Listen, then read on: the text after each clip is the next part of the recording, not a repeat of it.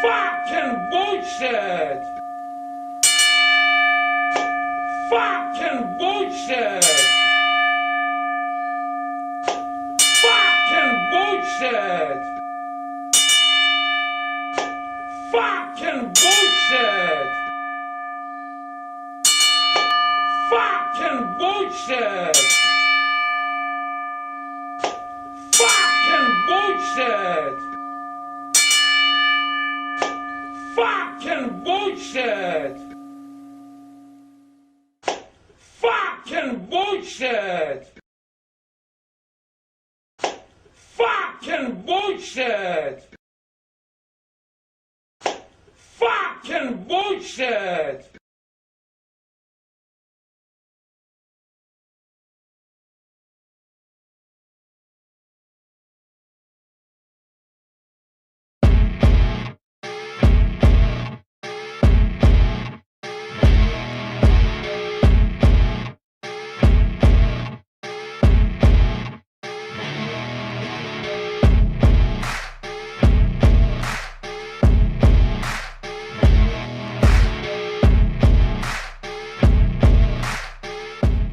Hello, nerds watching all over the internet. It is Thursday night, July 24th, and we're here for another exciting live edition of Wrestle Rewind.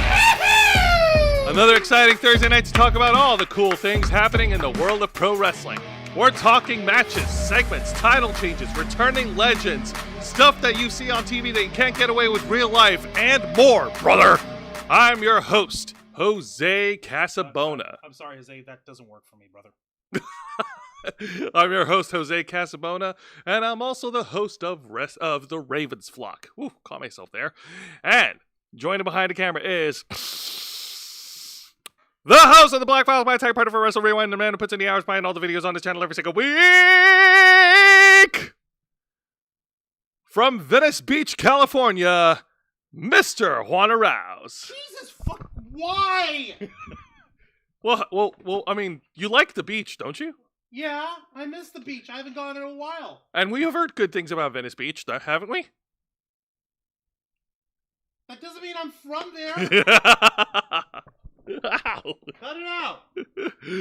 And folks, like all our other shows, we are simulcasting on YouTube and Kick. So be sure to hit the subscribe and the follow button. Click the notification bell for all our content. Leave your questions and comments below. We'll answer as many as we can. And if you wish to go above and beyond to support the Ravens flock, then you can become an inner flocker. And for $4.99 a month, you'll have access to all the perks that comes with our membership.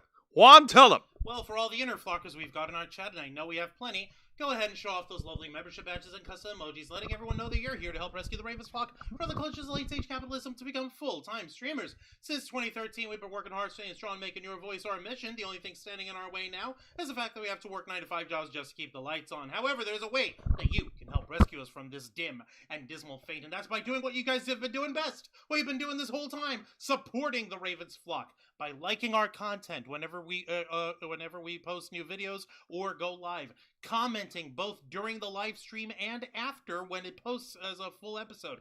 That lets the algorithm know that you like what you see and you want others to see what you like. Making sure that you share our content across all your social medias and sharing it to your friends, family, loved ones, and anyone you know who has an affinity for geek culture, nerd culture, pop culture, and everything in between. Tell them about the fine work we've been doing, proselytizing the good news and the glories and virtues of nerddom and geekdom and ridiculousnessdom and Isaiahsdom. But most importantly, making sure that you're subscribed. But I is smart. How smart is you, huh? You can't even pronunciationate right. That's redonkulous. And making sure that you're subscribed to us and hitting the notification bell to stay up to date on all of our alerts. Well, the more folks that you can send our way, the more folks that you can convince to be subscribers, the more of them will become inner flockers. And before you know it, we'll be completely self-sustaining. With your help, we can and will succeed. You also get access to Members First and Members Only content, a special discount to our merch store, link in the description below, and you have access to all of us, the Ravens flock. Your favorite motley crew nerds here to make your voice our mission. By providing us your thoughts, your feedback, and your ideas to better shape the future of this channel to suit your tastes and needs. Hey, up in the chat, I see Matthew Coburn is in the chat. I see Christopher Justice is in the chat. I see Nikki Bella's in the chat. And, of course, Ulysses Fartknocker is on here as well. We'll read Ulysses Fartknocker in just a bit, but let me explain to the folks what we do here on Wrestle Rewind. Yes, what is exactly that we do here on Wrestle Rewind? So here on Wrestle Rewind, we review 3 of the most exciting pro wrestling programs in North America today. That is WWE's NXT. Hang on, this almost did a thing. No, you're fine. AEW Dynamite and TNA Impact. All right, so the road of All In is done, and now we're heading to the road to the biggest party of the summer. That is WWE SummerSlam. That is happening next Saturday on, I believe, August 2nd. Yep.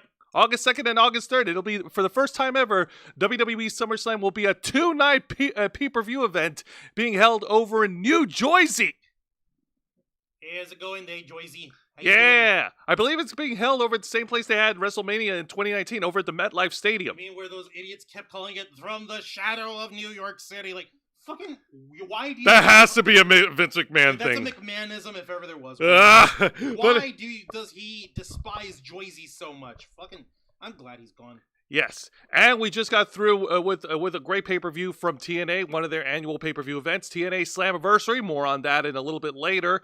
But first, folks, we want to thank all of you for tuning in. You guys are great. You guys are awesome. I'm not wrapping us up. Don't worry. We're just getting started. We're just getting fired up. We're just getting energized. And it's thanks to our partners over in Glitch Energy, the specially formulated smart energy blend for all the geeks and nerds to enjoy. It comes complete with 0 sugar, 0 carbs, 0 calories, 0 lag, and of course, 0 crash. Make sure you bookmark glitchenergy.com to stay up to date for all their announcements on new flavors and special offers. For instance, over here, on one of my newest favorites over here, one that I still need to get my hands on, is the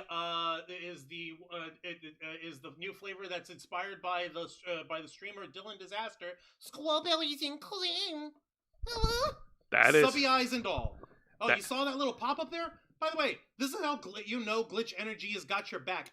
just by signing up for their email newsletter, they'll send you a 15% off discount for your very first order. Isn't that nice of them to say? It's easy. It's so easy. It's so easy. And of course, the squawberries and cream, as you can imagine, is strawberries and cream flavored. But what's this little bit over here? Oh, that's right. 50% of the proceeds will be donated to the Trevor Project, saving young LGBTQ lives. Exactly. It's a suicide prevention organization. It's a nonprofit, and it's one that we here at the Ravens Flock have nothing but love and respect for. So, of course, anytime we see a good cause being supported by a good tasting product that we already enjoy, that's just happy. That's just happy dancing. Exactly. And listen, we know our audience. A lot of the folks that we know who watch our programming are geeks and nerds just like us. And we're broke as hell! Unfortunately, yes, we are definitely broke, but that's okay because Glitch Energy is able to work with you. They're able to work with you through their payment program called Cash App Afterpay. It's not their payment program. All right, it's well, with the payment Afterpay sorry. program. 4 interest-free payments of the original retail price. And each one of those payments is spread out over 2 weeks at a time, and they're directly debited out of your credit or debit card at the point of order, at the point of purchase there. For example, the Squawberries and Cream is only retails at $34.95. However, before shipping and before taxes, you have only 4 interest-free payments of $8.74 for this bad boy. And you're still going to get your product in the mail regardless. Exactly. You'll get it in there just like a regular order. So here's all the disclaimer stuff. So And what's this? You're still too broke to get it? Well, guess what? We've got you covered. Because if you go to glitchenergy.com and use our promo code VLOGFILL, you'll receive a 20% discount on your order, so don't delay. Go to glitchenergy.com, use our promo code, get your glitch now. I want to once again thank Glitch Energy for partnering with the Ravens Flock. You know, brother, we're gonna have to tell you, it's not gonna be an all-time thing. I mean, after all, we could just put us over, and that'll be that. You know something? There's no hiding it. I think we do need to address the giant red and yellow elephant in the room, or hot dog, depending on how you look at him. Yeah, elephant. Elephant. News broke out earlier today via TMZ that Hulk Hogan has passed away at the age of 71. The former WWE and WCW World Champion and the former WWE multi Hall of Famer. He is the cause of death was apparently, according to TMZ, a cardiac arrest. And the emergency responders were outside his house, and they stretchered him out to the hospital. And sadly, he passed on his way there. He passed on his way there. He didn't make it. And I would on the one hand, I want to be broken up about this. Like, I would be broken up about it. We would be feeling emotional about it. Unfortunately, half of Hulk Hogan's legacy has unfortunately been clouded by a series of lies and controversies that he's had a hand in over the past who knows how many decades. Yeah, like over the last 15 years over here. How's it going, Vicente Guerrero? Welcome to Wrestle Rewind. Yes, we're addressing the passing of Hulk Hogan, Terry Bollea.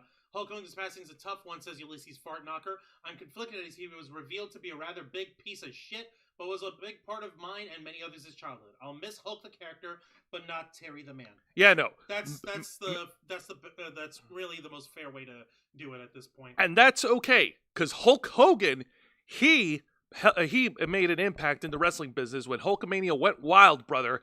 He pretty much provided like the launching pad, setting the bar of what it means to be an iconic WWE superstar, to prevail in the wrestling ring and outside in different medias of entertainment. For example, Santa with muscles. Okay, not all of his movies. Commando. Yeah, The Nanny.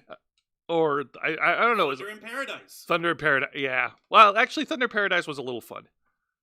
Yeah, I guess. Yeah. But that being said, and while Hulk Hogan's fame may have been waning in the mid 90s, he did have a career resurgence in 1996 when he teamed up with Kevin Nash and Scott Hall in WCW and formed the New World Order, setting the wrestling world on fire.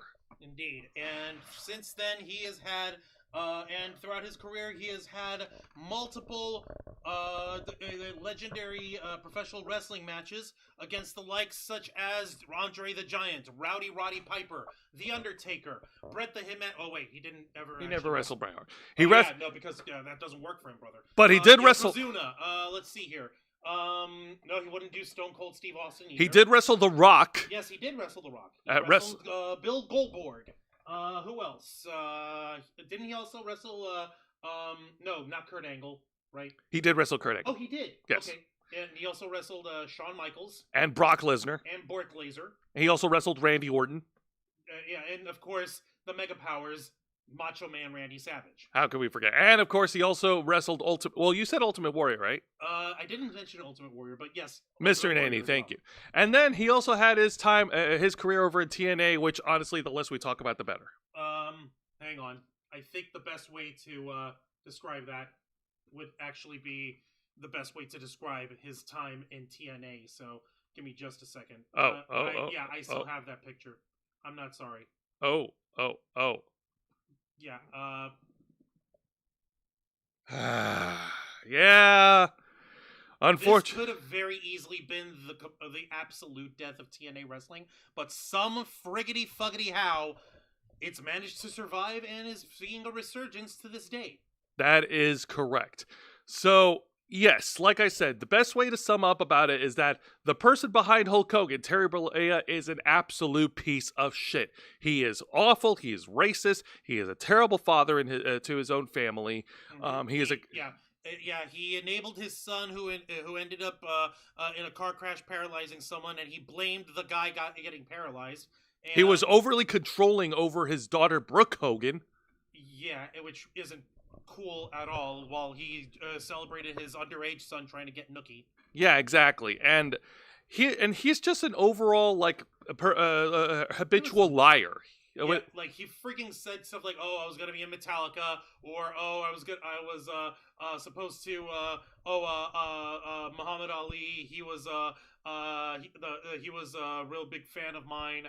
And who else did he say? Oh yeah, Elvis was a Hulkamaniac. Even though Elvis died before he started pro wrestling. Jesus, man, perpetuating lies about the dead. Yeah, saying stuff about like what was it? He wrestled 400 days a year because he traveled back and forth to Japan so often that they did the same day twice a bunch of times. Oh my God. Yeah. Let's just say... fans were sick of his shit. Yeah, and someone was actually trying to shame people online tonight by saying like, "Oh, the last TV appearance you ever had of Hulk Hogan, and he was and you all booed him. Do you feel good? Do you still feel good about that?" Motherfucker, shut up. Fans are allowed to say what they want. Okay, I'll always fight for their right to say whatever they want to say. Especially if they don't like his product or him as a person anymore. Exactly. So yeah, Terry Bollea as a person, absolute the worst. The character, Hulk Hogan, let's put it this way. Terry Bollea is the kind of guy that Hulk Hogan would sock in the face. Yes. Now, the best way I could sum up his entire legacy, his entire career, and we'll continue, and we'll move on with the programming, is this: Hulk Hogan's career. He has definitely helped skyrocket the wrestling business in the late 80s to early 90s, and he also definitely led a renaissance in the late 90s during the era of counterculture and anti-establishment. However, in instances in his later years, in instances where he could have used his clout and his political power to leave the wrestling business in a better shape than it is now, he only used it to ever serve himself and his own selfish needs, leaving scorched earth in his wake. Hence the 10-bell salute that we gave him tonight. And I didn't even need a single swear word to say all that. Accompanied by the 10 fucking bullshit salute. So, yeah. Hulk Hogan, we're gonna miss you. Terry Bollea. Save a seat for Trump. No, Terry Bollea, we wish you the best of luck in your future endeavors. Oh, damn, Juan, you Johnny aced him. People power. I'm evil. I'm going to hell. The Iron Sheik fucking bullshit salute was my idea. If anyone wants to yell at anybody here at the Ravens Flock, yell at me. Fuck y'all. I'm not sorry. Okay, now that we've gotten that out of the way, let's go ahead and start with the review. Juan, ring that bell. Don't mind if I do. Let me see here. Oh, there it is.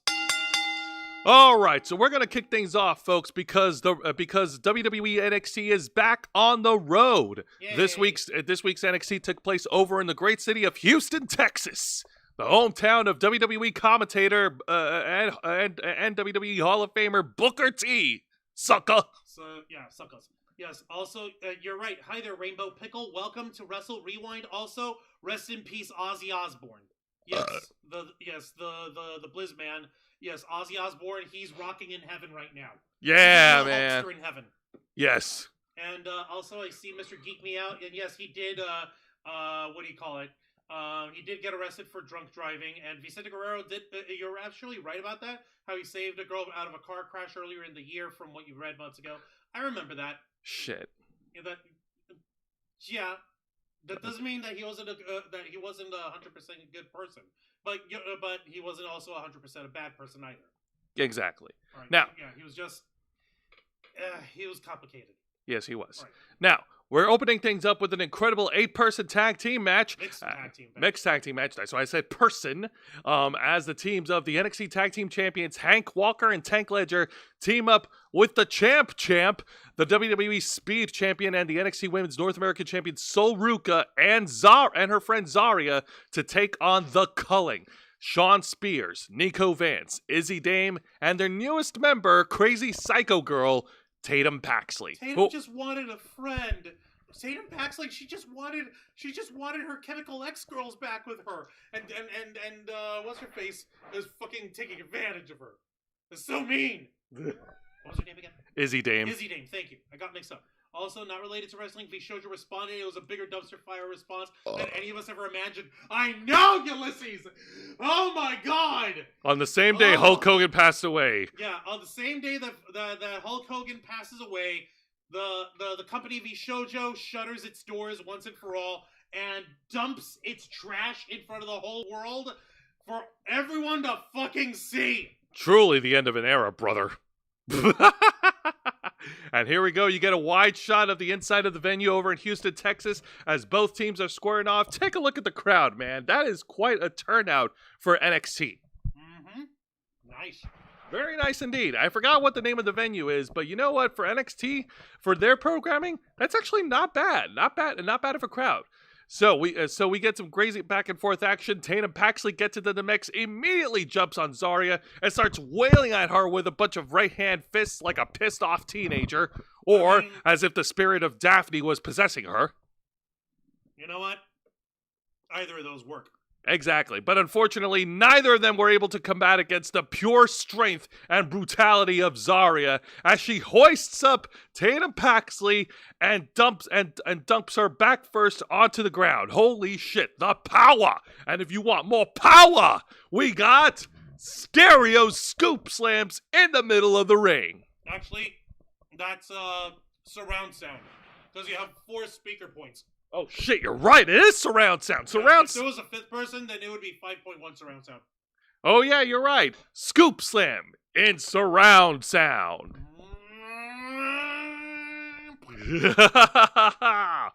It is so cool. The good guys have the momentum. The good guys are holding it strong.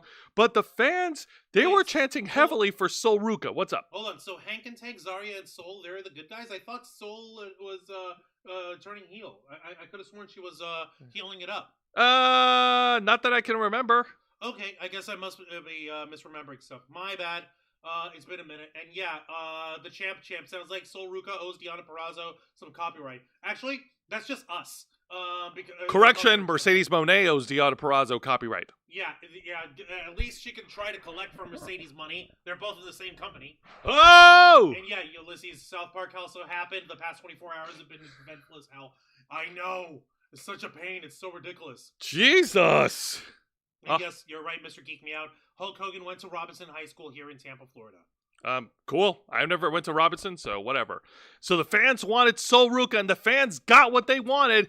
Sol Ruca went into the ring, and she delivered all of her aerial moves. Look at her diving outside, knocking out the boys. Knocking out Nico Vance and Sean Spears. Like, why is Sean Spears walking away from Sol Ruca? Because he knows the devastation that's coming. He's like, nope. But wouldn't you want a beautiful, athletic, blonde woman throwing herself at you, literally? He's married! 10 galleons! Maybe if it was you! Yes! Very much me! Very much please! beautiful blonde women throwing themselves all in the air at me don't just fall out of the sky, you know? A naked angel falls right in front of you.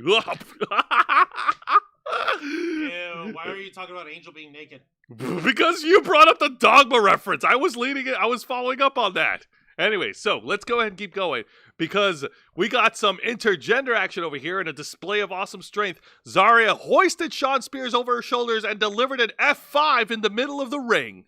Oh my fuck. Oh my fuck indeed. But then again, Shawn Spears is on the smaller side of Sears a little bit. He's like 220 pounds. He's like Cody Rhodes' weight.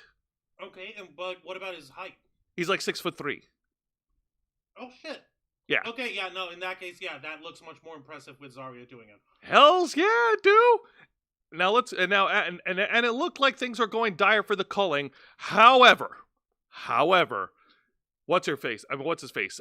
Izzy Dame slipped in the one of the little doll. I don't have a picture of it, unfortunately. So Izzy Dame slipped in one of Tatum Paxley's dolls to use as a weapon, and then the lights went out, and then Dark State appeared on the crowd. They were spread out, and the spotlights was focused on each member, and then the lights came back on, and Tatum Paxley just got the win for her team. Your winners, the Culling. That was such a weird finish. What the fuck? Yeah. Thanks to Dark State's interference, in which they did absolutely nothing but stood there menacingly in the dark. What the fuck? That's stupid. And then the lights went up, and then Tatum Paxley just pinned Zarya. Was Zarya on the ground and Tatum Paxley saw her and then covered her? Or yes. What the fuck? Okay, no, sorry, you guys kind of dropped the ball here. This doesn't make any fucking sense. If nothing else, you should have, if you're going to have Dark State cause some kind of interference, have Dark State actually physically cause the interference! Yeah, what the fuck are they gonna do from all the way up there in the bleachers with the rest of the crowd, huh? Fucking nothing! Oh, hang on a minute. Vicente Guerrero saying triple soup slamon NXT.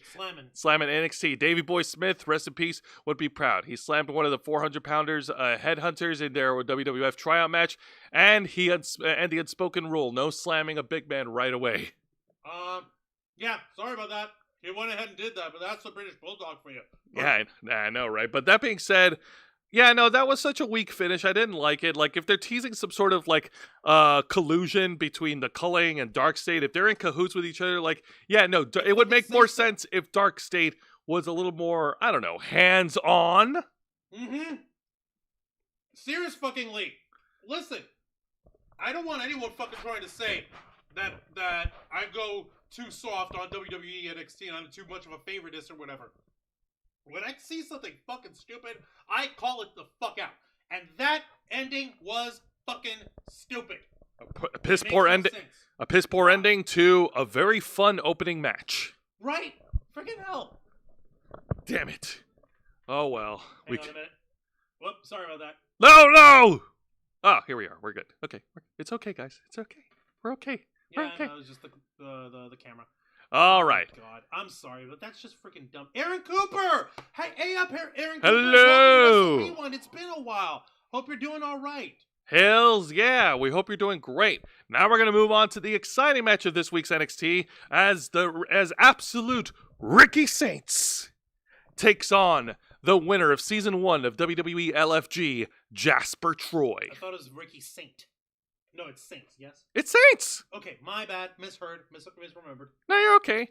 But yeah, ever since making his debut on NXT, Jasper Troy has been on a tear in the roster. He challenged Oba Femi in a losing effort for the NXT Championship.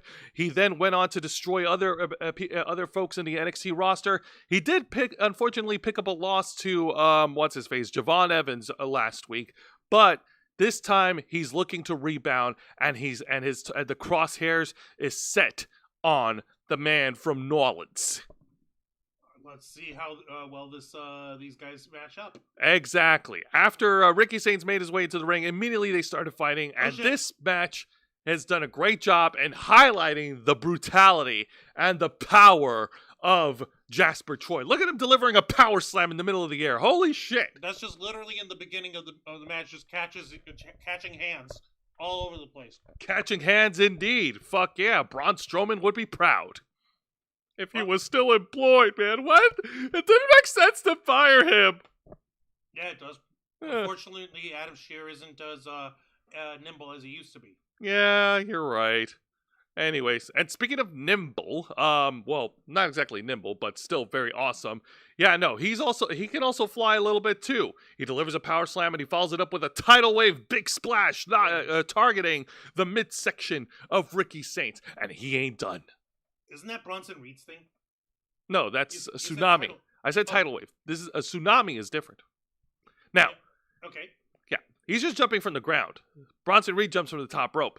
And then he locks in the bear hug submission, once again weakening the midsection, the gut area of Ricky Saints. Because without the core power, he would not be able to hoist Jasper Troy for the Rochambeau. Oh my god. And you see that he's like, just from this, even though it's a still shot, you can tell just how badly what's his face? Jasper Troy's ragdolling Ricky Saints over here, like freaking whipping him around. That's gotta be brutal. So you definitely want to actually watch your neck on something like that, because if you're being whipped around a little too vigorously, to put it in a better term, you could actually hurt your neck like that. Exactly. Now I do have more photos of the match. Want to, if you please? Thank you very much, because thankfully Ricky Saints was able to fight back. He hits his comeback, hitting a few strikes on Jasper Troy, hitting a beautiful crossbody from the top turnbuckle to level the LFG winner. Ow! Nice. Ow, indeed. But the action doesn't stop there. Both boys take the fight out of ringside over to the entrance ramp, and this where things get chaotic. Oh boy, here we go. Oh boy, indeed. Jasper Troy drops Ricky Saints onto the entrance ramp, and Ricky Saints rolls out to the side, and Jasper Troy hits a devastating senton bomb onto Ricky Saints right by the entrance ramp. Question. What's up? Why is the entrance ramp split in half here? It's not. No, it's just one ramp. No, I mean, there's a gap in the ramp. Why is it full-size ramp? Hang on. It's full-size ramp over here, then half of the length, and then back to full size. What is that? I don't know. I think it's just like a camera thing. I think it only looks that way from that angle. No, it doesn't. No, that it's as in no. Listen, over here, there's a piece of the ramp cut out. Why? That makes no sense to me. What is that? What the fuck? No, that doesn't make any sense. What is that? I'd be hard. Was that supposed to be a thingy? Was that supposed to be like a breakaway spot in the ramp that's like busted or something? Let me take a look here, because no. It's okay. We got this. We got this. I promise I'm not trying to nitpick or shit on anything, but I'm pointing out a discontinuity issue thingy, or like a production design thingy, and I'm trying to understand. Hang on a minute. I want to see if there's a way that I may be able to do something about this. Hang on. Oh yeah, no, he broke part of the ramp. I'm so sorry. So that is a broken piece of the ramp. He slammed Ricky Saints, breaking part of the ramp, and then he delivered a senton bomb, and then he went back into the ring and got the count out victory. Your winner, Jasper Troy. You gotta be fucking kidding. That is so effed up. That is so rude. How dare he? How dare you? Oh, now I remember. Thank you, Juan. I apologize. Yeah, no, I was about to fucking say, Jose. No, okay. Wait, so what? He threw him through the ramp. The ramp broke, and then he sentoned himself into it, and then dragged him over, pinned and win? No, he won by countout. Oh, count out, right. The referee was counting. Right, because he fucking got back into the count. Okay. Exactly. Also because the referee was doing his job, unlike referees in AEW. Looking at you, the Aubrey Edward. And everyone else. Oh my god. No, like it's bizarre as hell to me. I do not understand. That is so weird. That is so that was such a weird thingy over I think it would have made more sense if we had a different picture. But yeah. I got this from WWE.com. Well, that's a them problem. How fucking dare they? But still, this match, it definitely helped present Jasper Troy as a threat, as a genuine threat to the NXT locker room. Yeah, and what do you call it? How's it going, Johnny Autism Wrestling? How's it going? Sorry for my language. What did he do? What did you say? You didn't say or do anything, dude. Yeah, dude. You're okay. We don't know what you're talking about. Okay, let me just point out exactly what I was trying to do, because I was trying I knew there was a way for me to show with the by bringing down the opacity on this sumbitch a little bit. So here it is. I'm talking about this area here. That whole bit of the ring cut off. Yeah, now I notice it. I had to go to Twitter to look at the clip, and now I see, oh yeah, I remember now, because he fucking broke it. Yeah, go fucking figure. Oh my god! Everyone, be careful with this guy. Yeah, no, he seems dangerous. He seems I do not want to cross him. Please don't eat me. Well, there's one other person we don't want to cross, but unfortunately, a certain TNA World Champion learned that the hard way, and we get an exciting segment as the TNA World Champion Trick Williams confronts WWE Hall of Famer Bong.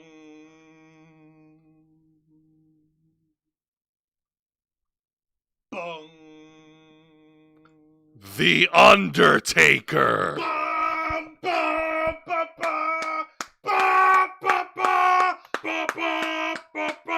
Oh, wait. This is American Badass Undertaker, so we need to cue the Kid Rock music. American Badass? Ow! Cut it out. Okay, but take that back. So, Trick Williams showed up in the ring first, and he was bragging and boasting about how he is the face of TNA, and how he really doesn't give a crap about any of the newcomers from WWE LFG because they can't fill his shoes, because he's a megastar. He's a bigger star than John Cena. He's a bigger star than all the folks that he name dropped in his promo. Like, he was riding high off his own hype. And then The Undertaker showed up sans motorcycle, because, yeah, it's a small arena. And, yeah, he showed up in his own biker gear, if you want to call it that. Also, notice how he's switched out the sunglasses for these tinted regular glasses that he has to wear. Honestly, I like those. I actually want a pair of those. I mean, like, your glasses, they've got their transition lenses, so they you know. I know, but there's something cool about blue tinted, you know? I mean, yeah. I get the appeal, but I'll think about it next time in the future if I ever decide to get another pair. But anyways, yeah, The Undertaker shows up. The Undertaker gives what's his face, Trick Williams, his marks. Like, yeah, you got talent, you got the title and everything and all that stuff. He continues to talk to Trick, but Trick was not hearing any of it. Like, Undertaker even tries to compliment his jacket. Like, is that really made from, like, cowhide? And he's like, yeah. Bullshit. Bullshit. Sorry, I know vinyl when I fucking see it, pal. Oh. I'm married to a cosplayer. My friends are cosplayers. My girlfriend cosplays. For fuck's sake, I know vinyl when I see it. Yeah, no. Yeah, thank you, Vicente Guerrero. Please, no Kid Rock song cute American Badass. Was a remake of an older Metallica song. Yes, sad but true. You're absolutely right about that. Yeah. Give me just a second, folks. Yeah, because Jose over here is misremembering everything, and so he's trying to cover his ass. Oh no, I'm trying to remember exactly what Undertaker said to him. He pretty much told him that you're a little too light in the ass to step up to step up in the ring with the Undertaker. To step up with the big dog. Yeah, exactly. And then Trick tried to get a shot at the Undertaker. The Undertaker caught him and delivered a devastating choke slam in the middle of the ring. Yeah. So, sorry, Trick Willie. You got the touch, but you don't got the power. Exactly. And honestly, I would have been more cool about Undertaker returning as the American Badass if they played Limp Bizkit Rollin'. Right? Seriously. That was a huge improvement over Kid Rock. It's like, it's funny. It's weird. A little out of place, but it is better. But damn it, but damn it, I'd be lying if I said I didn't like it. Yeah, I guess it's because Undertaker probably has bought the rights to play it in any live event that he appears in. So that's probably why they're using American Badass instead of Limp Bizkit. At least in this day and age, we can still talk positively about the Undertaker because unlike Hulk Hogan, he didn't use his character to push a certain asshole into office. Yeah, no, he's just doing all that on his own time now. But you know what? That's fine. If he wants to do it separately, away if he from wants to be a propagandist, that's fine. Mark Calloway can be a propagandist all he wants, but you leave the Undertaker alone. Exactly. And as far as we're concerned, he's doing that justice. Yeah, close enough. Yeah. All has been great. Thanks for asking. Of course, Aaron Cooper. Yeah, no, we haven't seen you in a hot minute, Aaron Cooper. We're glad that you're able to join us tonight. Thank you very much for that. Yay! And now let's shift things over to a match that honestly I kind of was expecting a little bit more out of, but I was still satisfied either way. Like, it wasn't great, but it was good. Yeah. And it is the official NXT televised in-ring debut of Blake Monroe, the Glamour. Oh my God! And she takes on Texas's own Ren Sinclair from No Quarter Catch Crew. All right, yeah, I love seeing the little Wednesday clips that she puts out on social media. It's nice. It's like a little video journal, a little video diary kind of thing. It's cool, and she's been starting to grow on me. Yeah, that is cool. But yes, seeing the Glamour, former Mariah May, presently Blake Monroe, and eternally conniving, evil, dastardly biatch, especially after what she did to Jordan Grace at Evolution this past weekend. What a monster! What a conniving Jezebel! Oh, Wancho, we're only getting a small taste of the WWE's version of the Woman from Hell. Let me see what else. Citigaro, not shocking that Taker said something nice about Trick's jacket. Mark said there were times he was in Taker character 24/7 using a black coat. Okay, yeah, no, it's for him. It's like, yeah, it kind of hurts, but yeah, he rocks it well.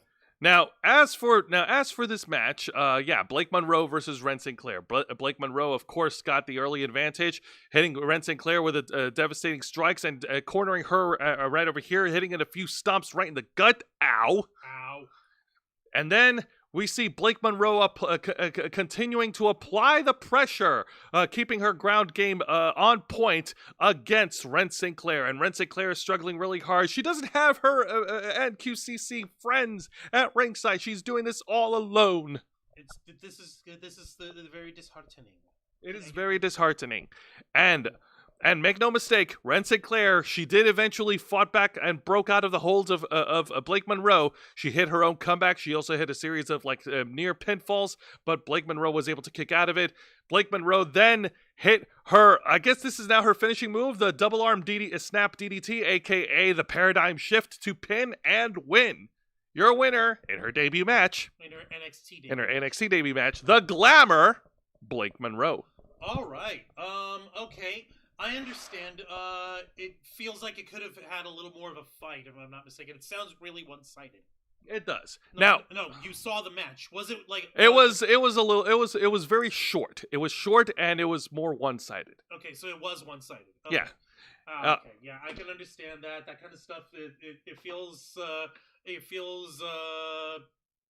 Underwhelming. It feels a little disappointing. You want. It leaves me wanting more. No, you want. I hate putting it in this case, but in this instance, Ren Sinclair was the jobber of the match. You want the jobber to put some kind of a fight. Precisely. You want there to appear to be some form of a struggle, or at the very least, you want your jobber to show more of a that they're struggling, even if it's not a struggle for the wrestler you're pushing. In this case, for Blake Monroe, like in this instance, Blake Monroe just steamrolled her. Yeah. So, okay, I can understand how that would be disappointing or underwhelming. But still, it's an impressive beginning for the former AEW Women's World Champion, and it looks like she's well on her way to establishing herself in NXT. Now, earlier in that evening, the NXT general manager Ava blocked Jordynne Grace from entering the building, telling her that she is barred from the arena. But that's not going to stop the mommy juggernaut.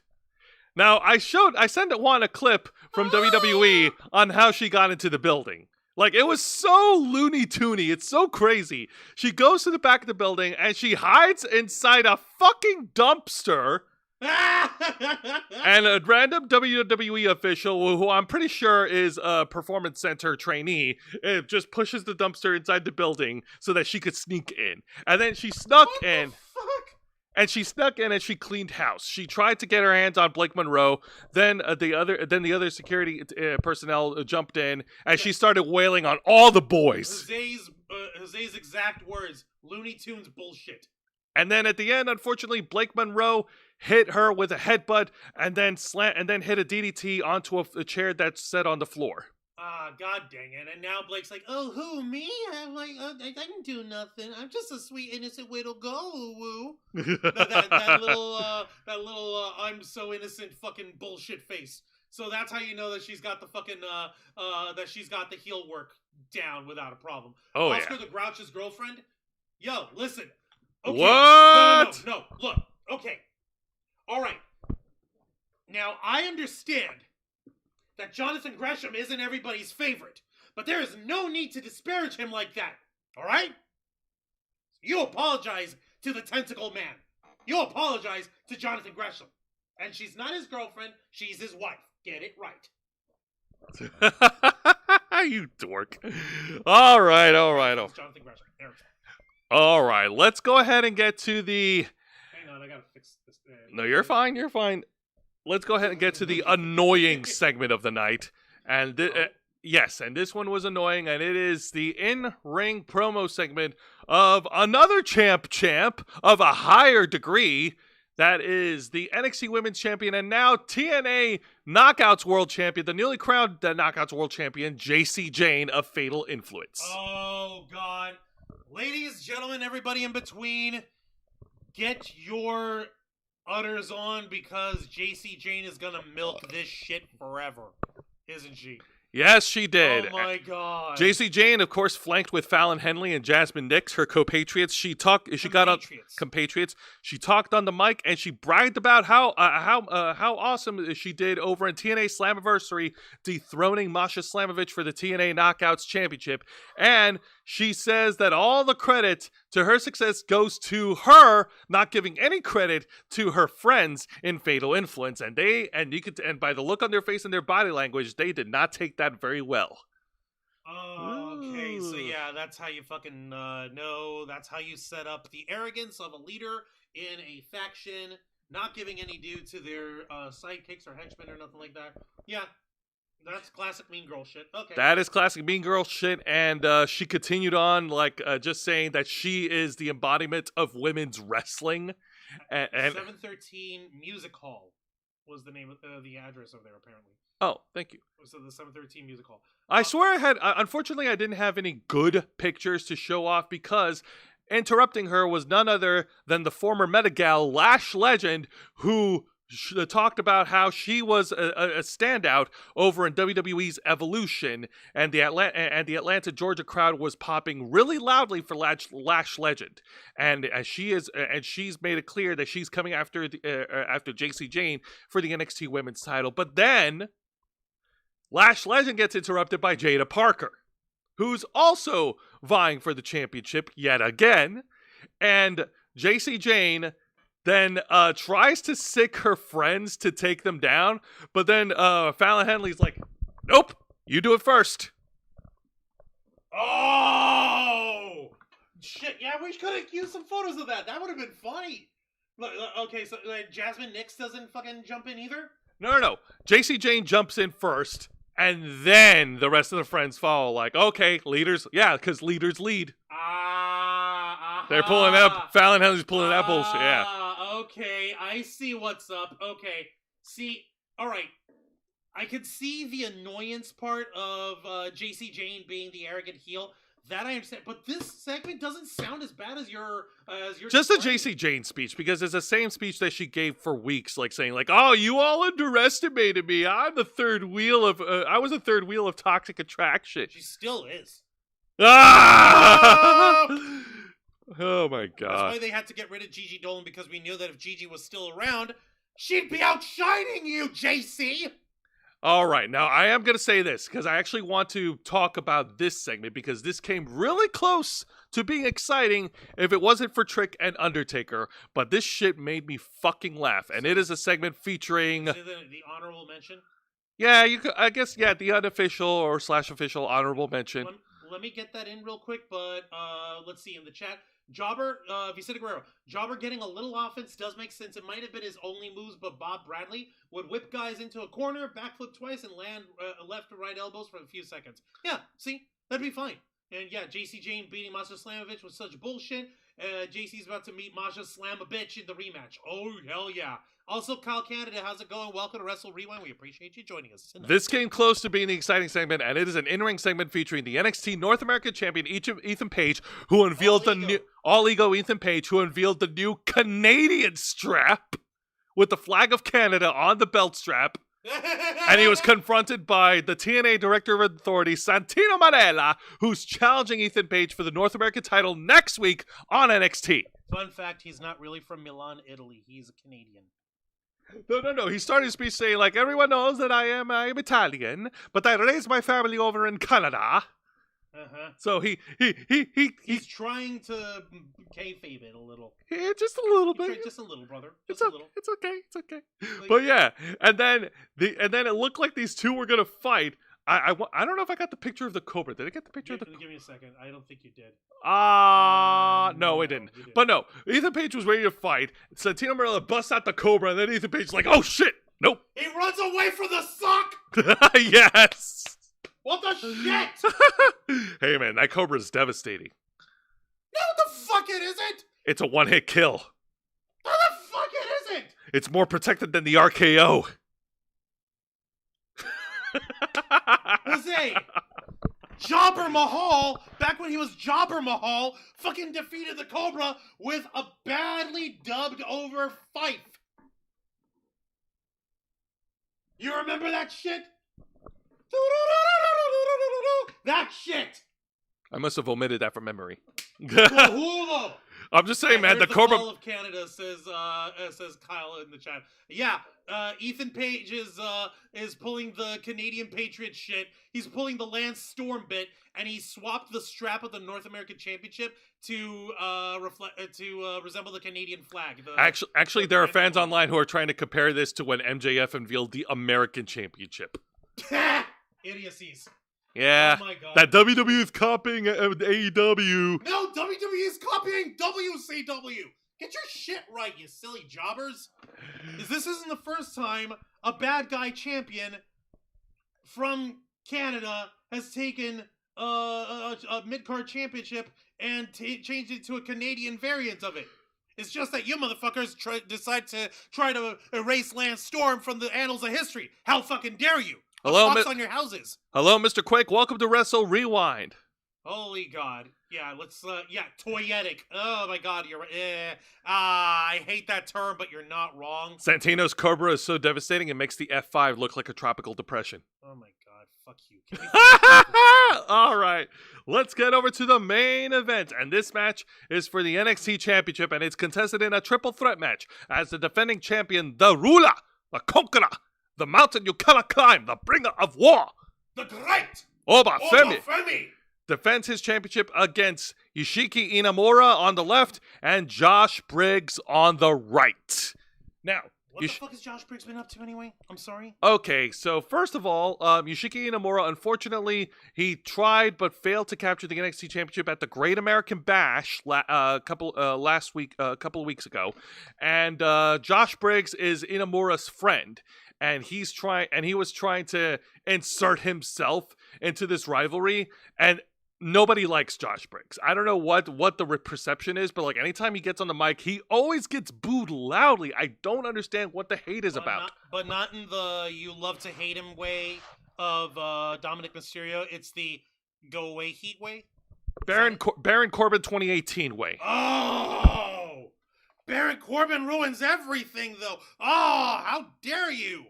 Oh, God, that is pretty bad. Fuck. Baron Corbin did ruin everything, but then he fought Gable Steveson, and we love him again. Yeah, yeah, Gable Steveson was... Oh, I'm so sorry. There was no saving Gable. Oh, what an Olympic-sized waste of time. I know. Fucking hell. Yeah, a triple threat is Oba's kryptonite, but he's still winning. Well, yeah, let's see how this turned out over here. Jose, Wait, Josh Briggs gives out JBL vibes? What? No, he fucking doesn't. I mean, I know he uses a lariat as his finishing move, but he doesn't call it the clothesline from hell. Or the clothesline from Wall Street. Also, he's not an evil rich Texan who's a racist. Or a guy who's running a freaking security agency and drinking beer money. I mean, with beer money. Anyway, so getting into the match. So Oba, listen, what's his face? James Storm and his partner. I remember beer money too, but there's no need to bring them up right now. Yeah. Oh my God. All right. So anyway, so this match, maybe. Yeah. This match is crazy to watch. Oba Femi, of course, holding his own with incredible strength. Early on, he delivers a double choke slam on both guys, and then there were moments where Josh Briggs and Inamura tried to go after Oba Femi, but they end up hitting each other, and then we get this tension breaking up. And even freaking Corey Graves called it on commentary, saying that it's stupid. It's a triple threat match. You're supposed to fight each other. Not necessarily stupid. It is very much enemy of my enemy, like Kyle brought up. It's like, listen, he's the champion. If we take his ass down, if we take him out of business, we'll just deal with each other. Yeah. All right, that's fair.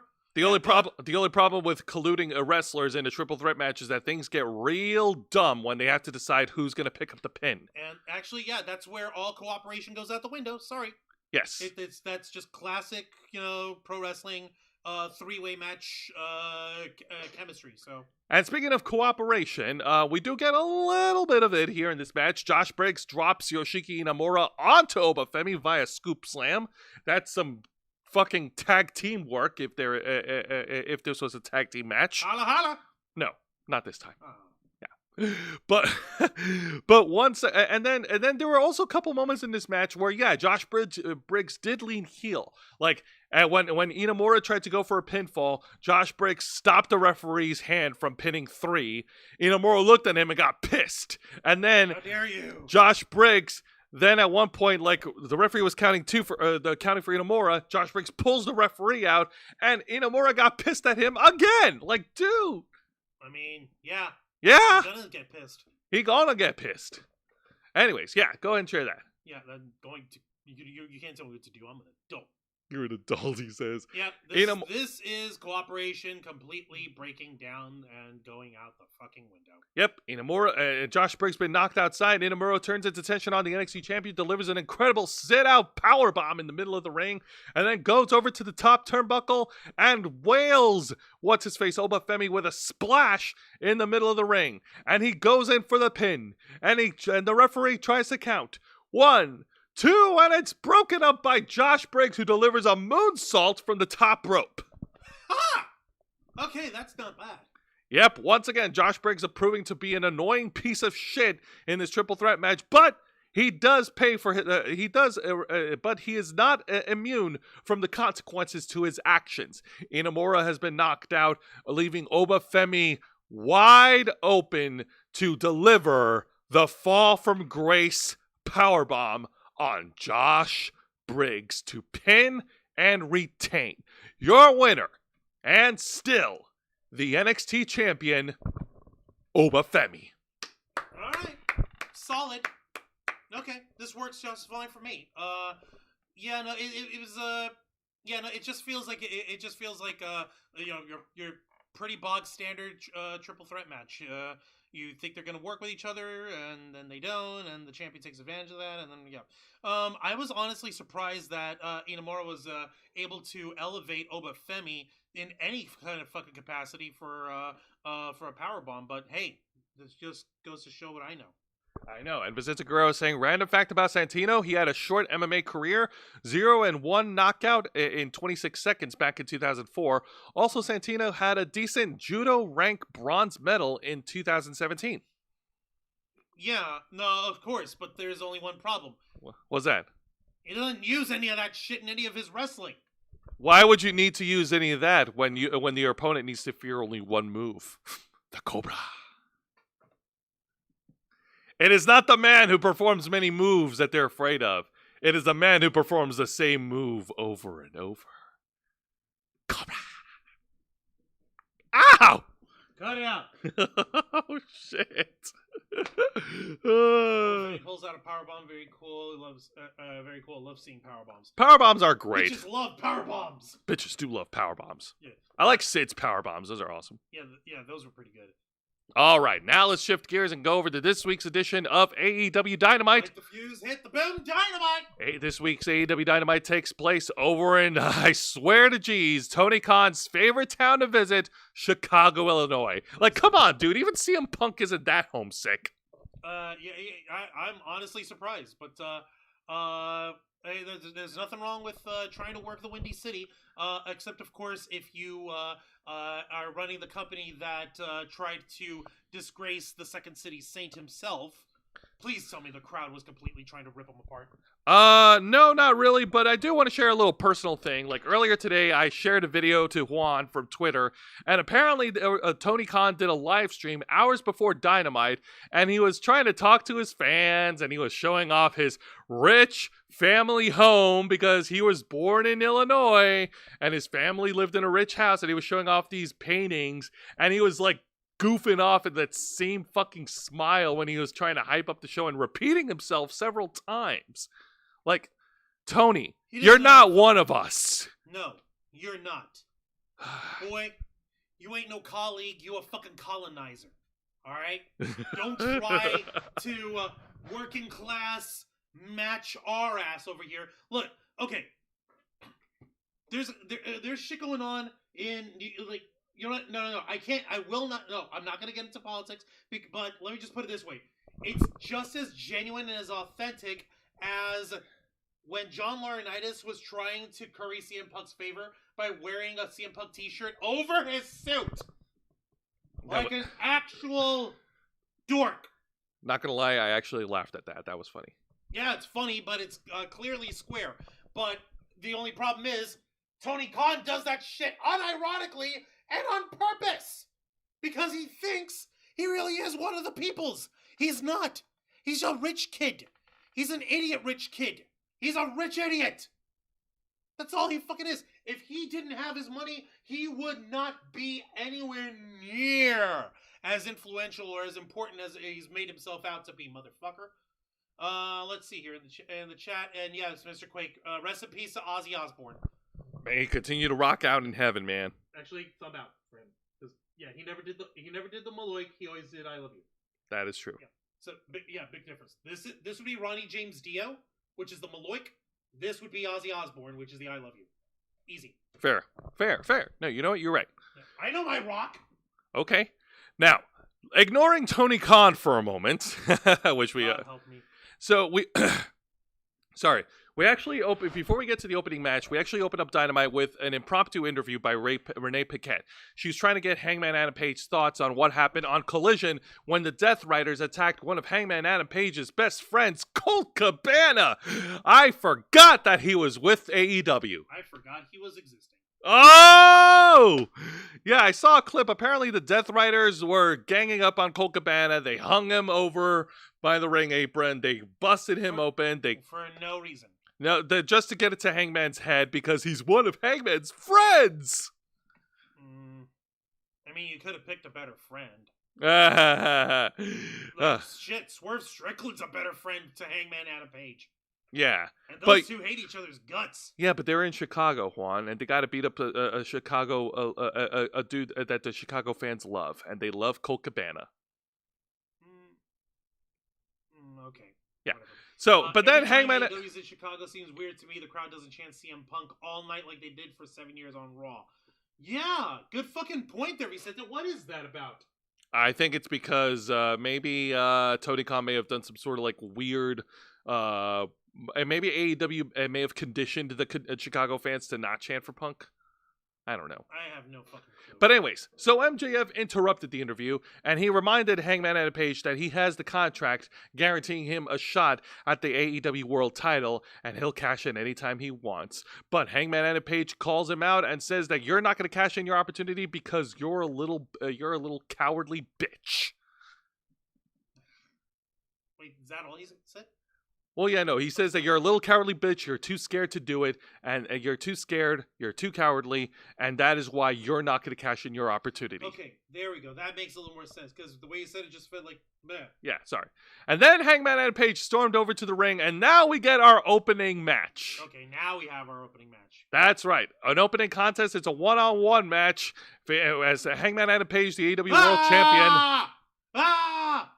He's too big and scary looking! Get it away! Oh my god! As opposed to... Oh, it's so scary! Oh my god. And he takes on the residential punching bag of whatever Moxley's faction is these days, Wheeler Yuta. I think this is becoming a rule in AEW. Any faction that Moxley starts, Wheeler Yuta has to be in there as the fall guy. Why? I don't know. Why though? I don't know, man. All I know is that this guy, at this rate, if he doesn't cut his hair, he's gonna look like Cousin It.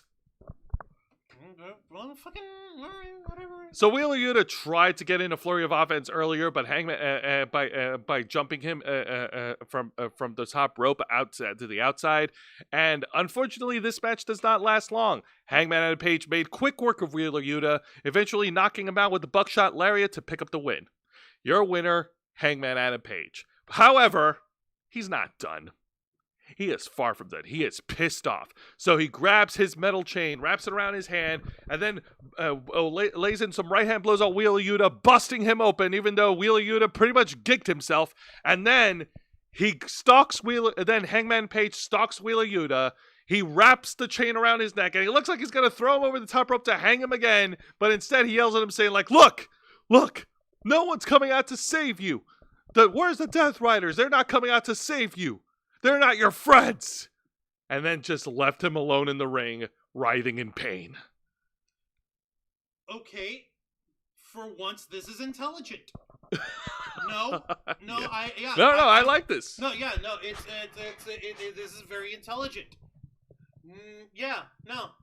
Okay, this actually makes sense. Like, okay, well, I just beat you, and you know what? Fuck it, I'm still pissed at the Death Riders. I'm gonna take it out on you because I already just finished beating you in the match. And oh, hey, by the way, I'm also punctuating. Your buddies aren't coming out to save you. They never do. They only ever come out to save Moxley. They only ever come out to try to work with Moxley's matches. Not you, not Claudio, not Marina Shafir if she ever decides to become a professional wrestler.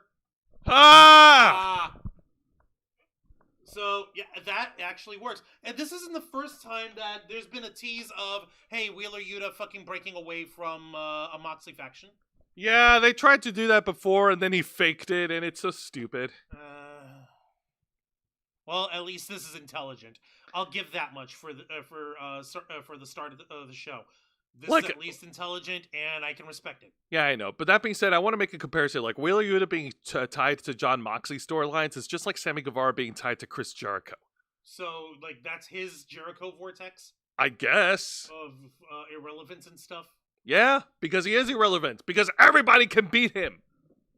Yeah, apparently, the only thing that can't defeat Wheeler Yuta is a pair of scissors over his, the bangs in his face. All right, now let's get over to the exciting match, and it's straight from the AEW Women's Division, as the AEW Women's World Champion, Timeless Toni Storm, goes one-on-one against the minion, Billy Starks, who she is, with of course, the Ring of Honor Women's World Champion, Athena, the goddess, over, not at ringside, but watching from the balcony. And Billy Starks is her minion. Okay, question. What's up? Motherfucker, if you're gonna be out there scoping out your competition, why wouldn't you want to be up close and personal? Why wouldn't you want to try and sneak in an opportunity to try to get a cheap shot at the champion? Why wouldn't you want to try and like skirt the rules or whatever. Let your minion take the beatings, and whenever you've got the opening for it, you fucking try to take down the champion yourself. Athena, you're a champion. You're a heel. You know this stuff. Because there's something very evil and sinister about someone in the balcony looking down on their opponents, you know? Are you fucking serious? Are you trying to tell me that she's trying to pull this shit? Athena is like looking down upon Timeless Tony Storm like Mr. Burns with like lower power. Yes! Yes! Yes! Good grief. Thank God for Tony Storm. Anyways, so Now you can't get that visual out of your fucking mind now. So, and this actually harkens back to a promo that Tony Storm actually did months ago, where she says, "Billy Starks, you're a crazy dumpster girl. I'll make a woman out of you." And Tony Storm did make a woman out of Billy Starks. She took her to task. Billy Starks, of course, was able to fight back, and she did go to work on Timeless Tony Storm, hitting a bunch of suplexes and hitting a bunch of strikes and kicks. Tony Storm was still able to fight back, and even at one point, Billy Starks actually was over. Actually, if I'm not mistaken, like she did like a top rope move, and she landed back first onto Tony Storm while she was on all fours. Yeah, that was painful. Now, in the final moments of the match, of course, Billy Starks went over to the top rope. She tries to hit a swanton bomb. Tony Storm's got the knees up. Ow. And then she locks in a submission hold similar to the Asuka lock that Asuka uses in WWE. And Billy Starks actually tapped out. So, your winner by submission, the AEW Women's World Champion, Timeless Tony Storm. Hells yeah. There's a reason why her legs are thick, because it's getting tired from all the heavy lifting that she did for the company. Yeah, seriously. Yes, exactly. If you said to evil wrestler looking down at opponent from the balcony, 1998 Edge. Yeah. Yeah. Or no, or just Sting looking down from the rafters when he started as Crow Sting. Yeah. He was just looking at you menacingly and pointing his bat at you. Jesus Christ. But after the match, things get chaotic. Athena, making her way down from the balcony to the ring, she teams up with Billy Starks, and they destroy Tony Storm in the middle of the ring. Athena grabs the AEW Women's World Title contract, and she looks like she's about to cash in, I guess. She's trying to cash in her Money in the Not Bank briefcase contract. But then Timeless Tony Storm was saved by one of the newest signees in All Elite Wrestling. And she's a wrestler straight from the UK. Her name is Alex Windsor. Who? Alex Windsor? Alex Windsor. Yeah, Windsor. That's how it's pronounced. Windsor. Yes. Who the fuck is she? Actually, yeah, please tell me who the hell is All right. Let me do some Wikipedia searching here. Yes. You do that, and I'll also look her up over here. Yeah, because Oh, so she's a real life spouse of Will Ospreay. Good for her. Okay, well at least now we know how she got her foot in the door. Ah! I'm sorry, but Tony Khan's bad at this. He's really bad at nepotism. I mean, that's all he is. Okay, let's see here. Here we go. Yep, she was born in Happisburgh, England. She's married to Will Ospreay. She started in the wrestling business in 2009. She was trained by Ricky Knight, Sweet Saraya. The mother of Paige, the WWE Sweet Saraya. Cool. She was also she was trained by Ricky Knight, Sweet Saraya, Zach Zodiac. Cool, the same school. Awesome. And let's see here. And she has wrestled in the independents for a while. She's wrestled for Progress Wrestling. Let's see here. She's also wrestled for Pro Wrestling Eve. I'm trying to see what else she's done here. She's also wrestled for Tokyo Joshi Pro Wrestling. And then she made her splash over in All Elite Wrestling. She actually made her debut on May 24th, on the May 24th, 2024 edition, teaming up with Anna Jay in a losing effort against Chris Statlander and Willow Nightingale. And then last month in June, she announced that she'd signed, and then decided to join in and made her Dynamite debut here. Well, it's easy to get your foot into AEW if you know the right people. Or if you're married to them. Why bother with tryouts? Okay, but in all honesty, if she's got what it takes to make it in the big leagues, then we'll see. She kind of just looks like Lita from that angle, though, doesn't she? It's the clothing, and also the tattoo and the wrong arm. But yeah. But anyways, but, like, okay, cool. She's got a partner. She has an ally. I'm going to hate seeing when it goes belly up, because that always happens. But you know what? Props to them, and we'll see how this turns out.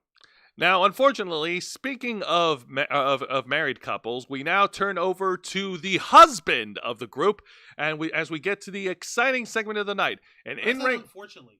Well, you'll see why. It's an in-ring interview with Will Ospreay, who we haven't seen since AEW All In when the Death Riders Pillmanized him during the Texas Death Match. Oh yeah, that's right. They freaking Pillmanized him in the neck, didn't they? Yes, they did. Ow, idiots. Assholes.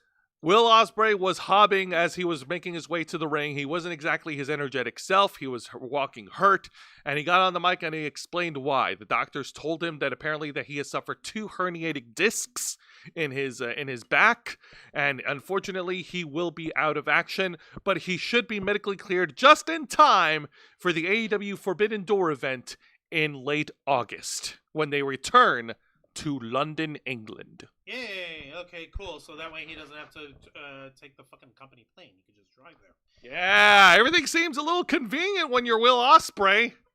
Kind of. That being said, except for the fact that he's Pillmanized. Yeah. That being said, herniated discs really do suck, and we here in Ravensflock would like to wish Will Ospreay a full speedy recovery.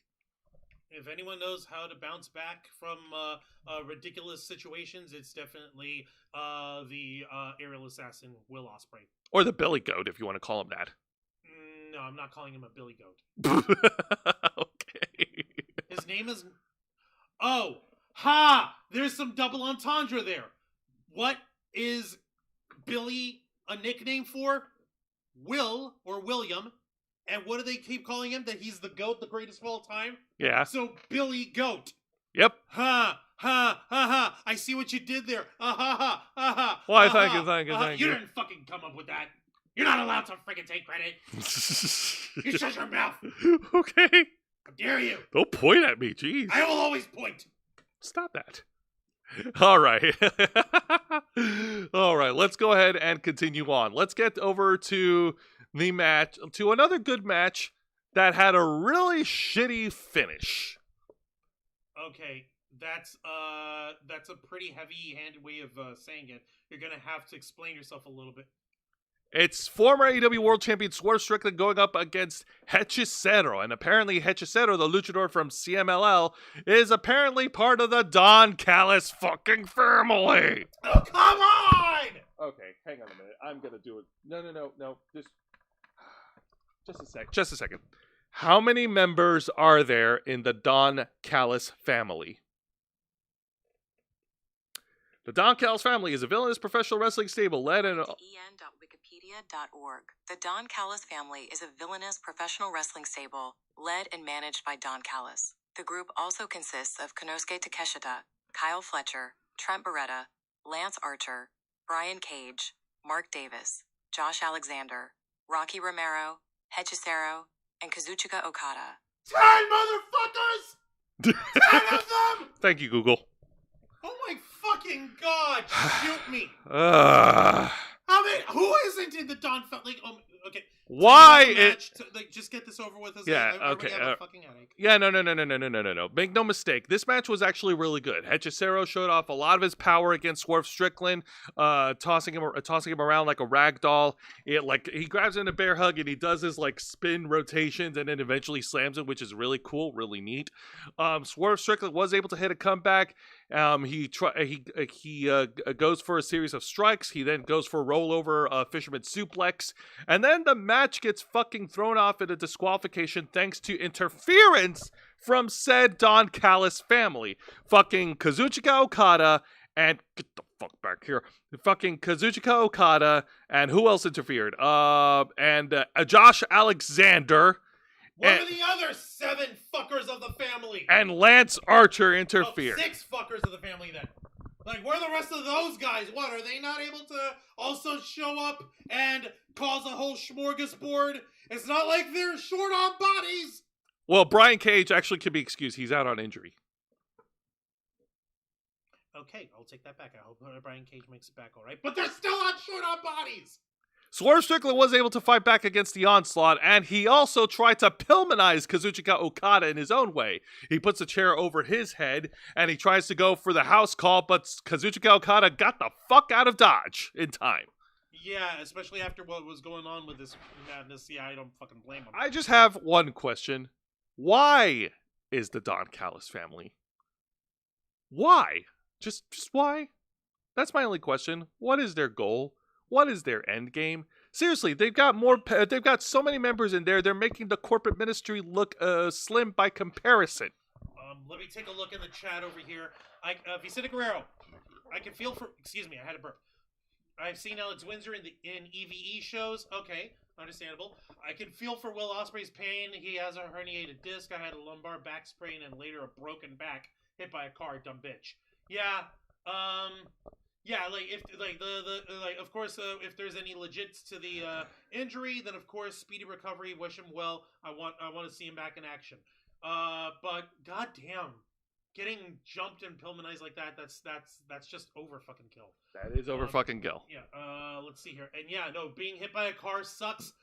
Thankfully, I did not have my back broken.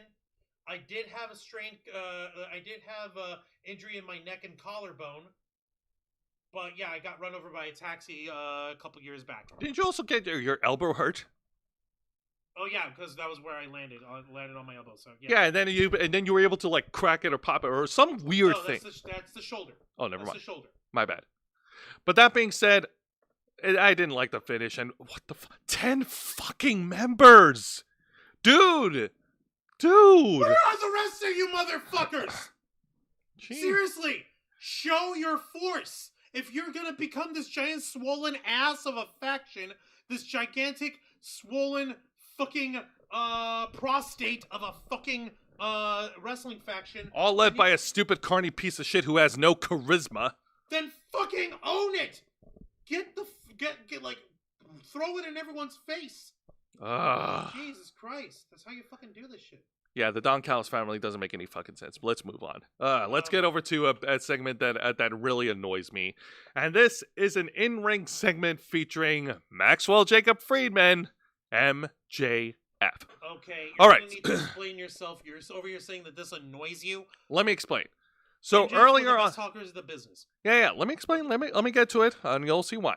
So earlier in the evening, FTR and what's his face and Jet Speed competed in a tag match where FTR won by ringside chicanery. Adam Copeland showed up and he said, and he pretty much paid off the Hurt Business to take out FTR, the Hurt Syndicate to take out FTR because he's not allowed to go anywhere near FTR due to some sort of legal restraining order by Stokely Hathaway.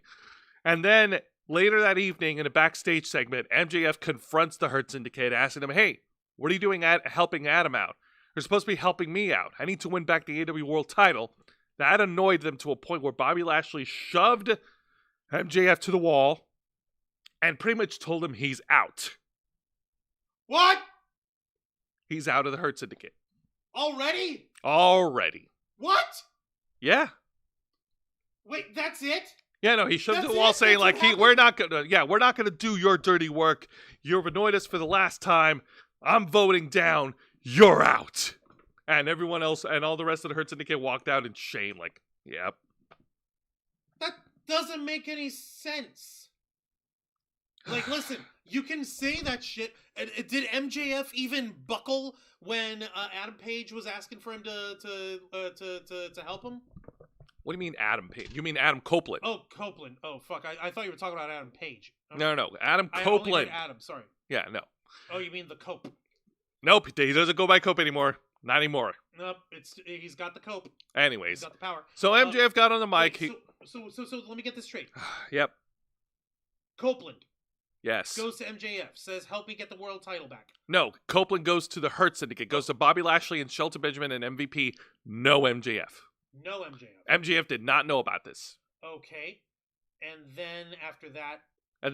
later in the evening, MJF confronts the Hurt Syndicate why like, didn't you tell me about that? why did you tell me about that? Why are you helping him? Why aren't you helping me? Okay, I see. My mistake. Over here, I was thinking, like, I misconstrued how you were describing this. It sounded like they were trying to keep MJF from helping Adam Copeland. No, it's that the Hurt Syndicate was felt that MJF was making them his lackeys. Pretty much. Okay, I understand now. So he got on the mic, and the first thing he addressed is that he addressed Bobby Lashley, or rather he calls him Bob, saying that I don't need help from Bob to win back the AEW World title. And then just as he was about to continue on with his promo segment, he gets interrupted by Mark Briscoe again. And Mark Briscoe calls out MJF for cheating and for taking his opportunity at the Casino Gauntlet match at All In. And then MJF gets on the mic and he does his usual shit. Like, he gets called out for cheating, and then he justifies it and justifies his win. And then he goes for the low-hanging fruit again, and then he says that Mark Briscoe is not a main event super wrestler. He's a good entertainer, but he's not a top main event star. And everyone could see it. The fans could see it. Everyone could see it. And he'll never be in the same level as his brother, Jay Briscoe. And that pissed off Mark Briscoe again. He runs out to the ring. MJF hightails it. And yeah, we've seen this shit before.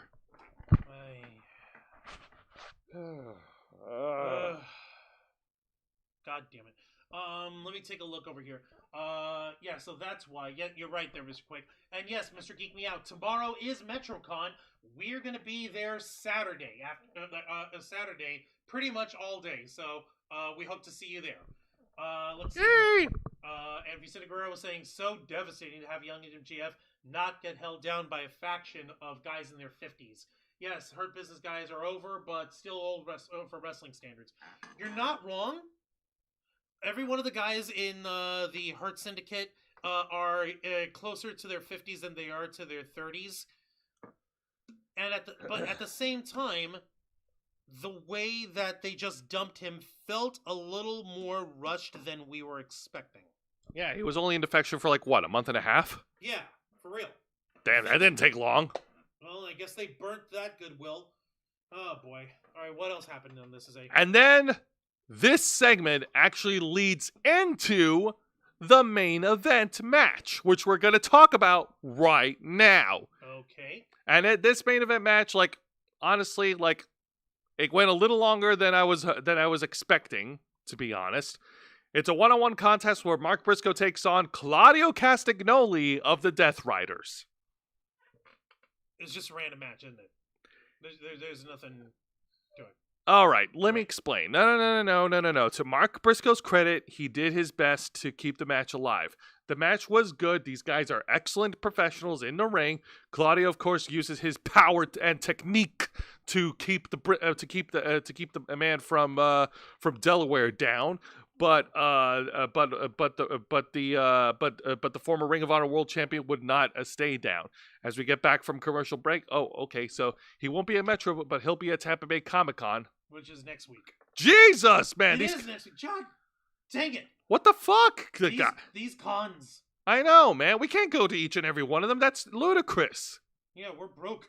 We're lucky that we have even enough to try to go to Metro. Yeah, man. Anyways. Yeah, no.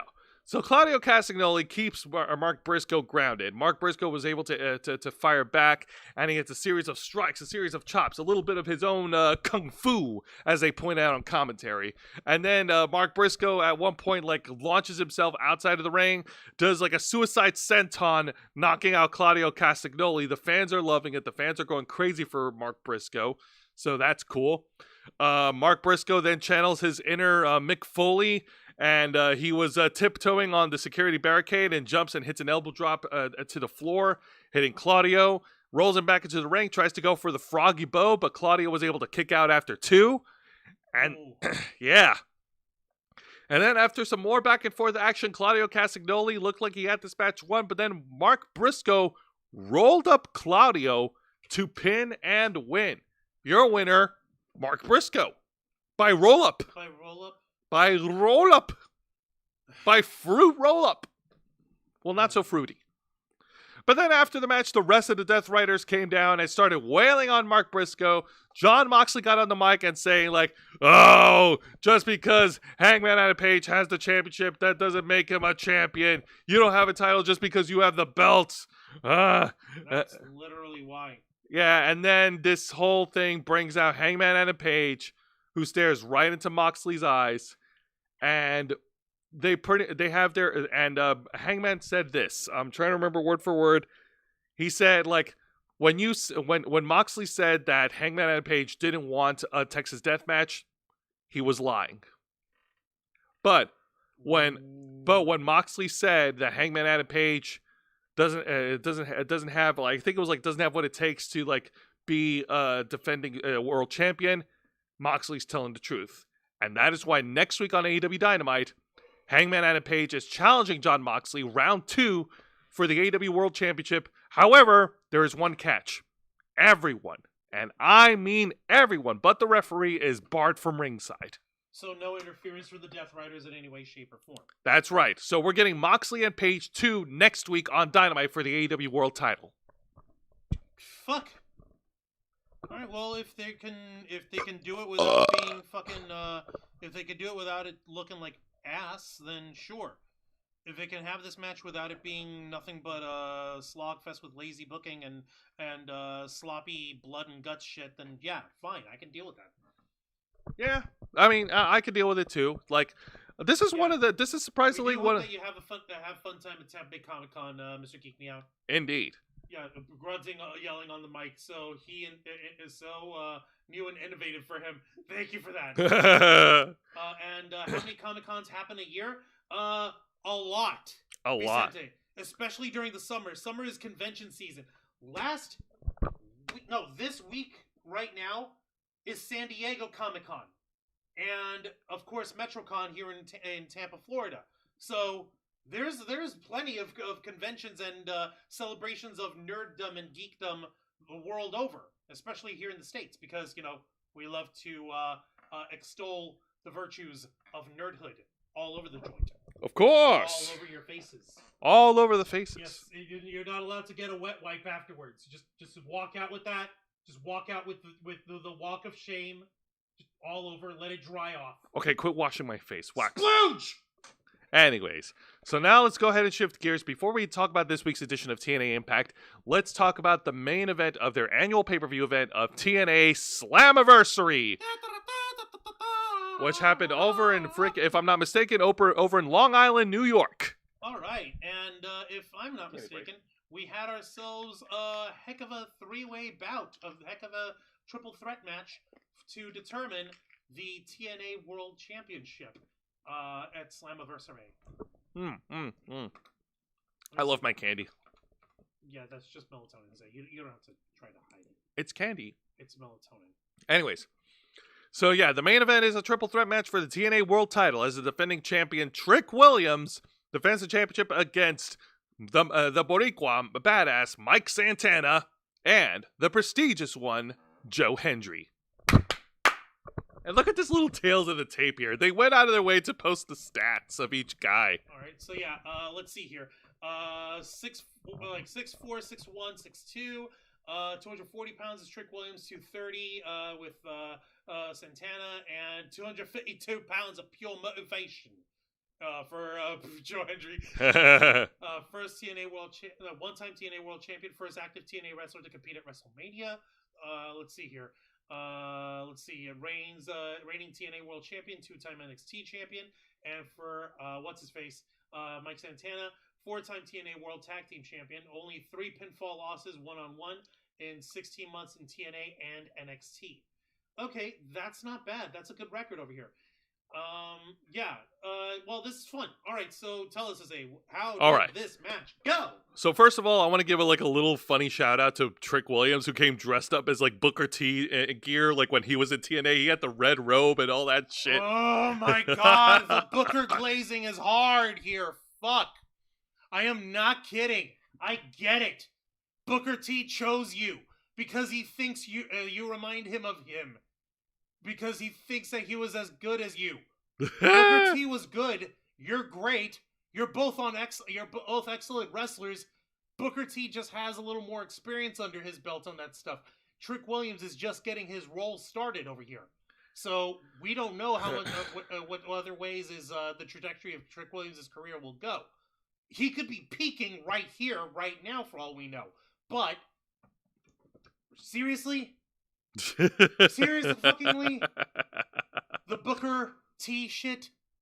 Booker isn't even on this show. He ain't even from around here.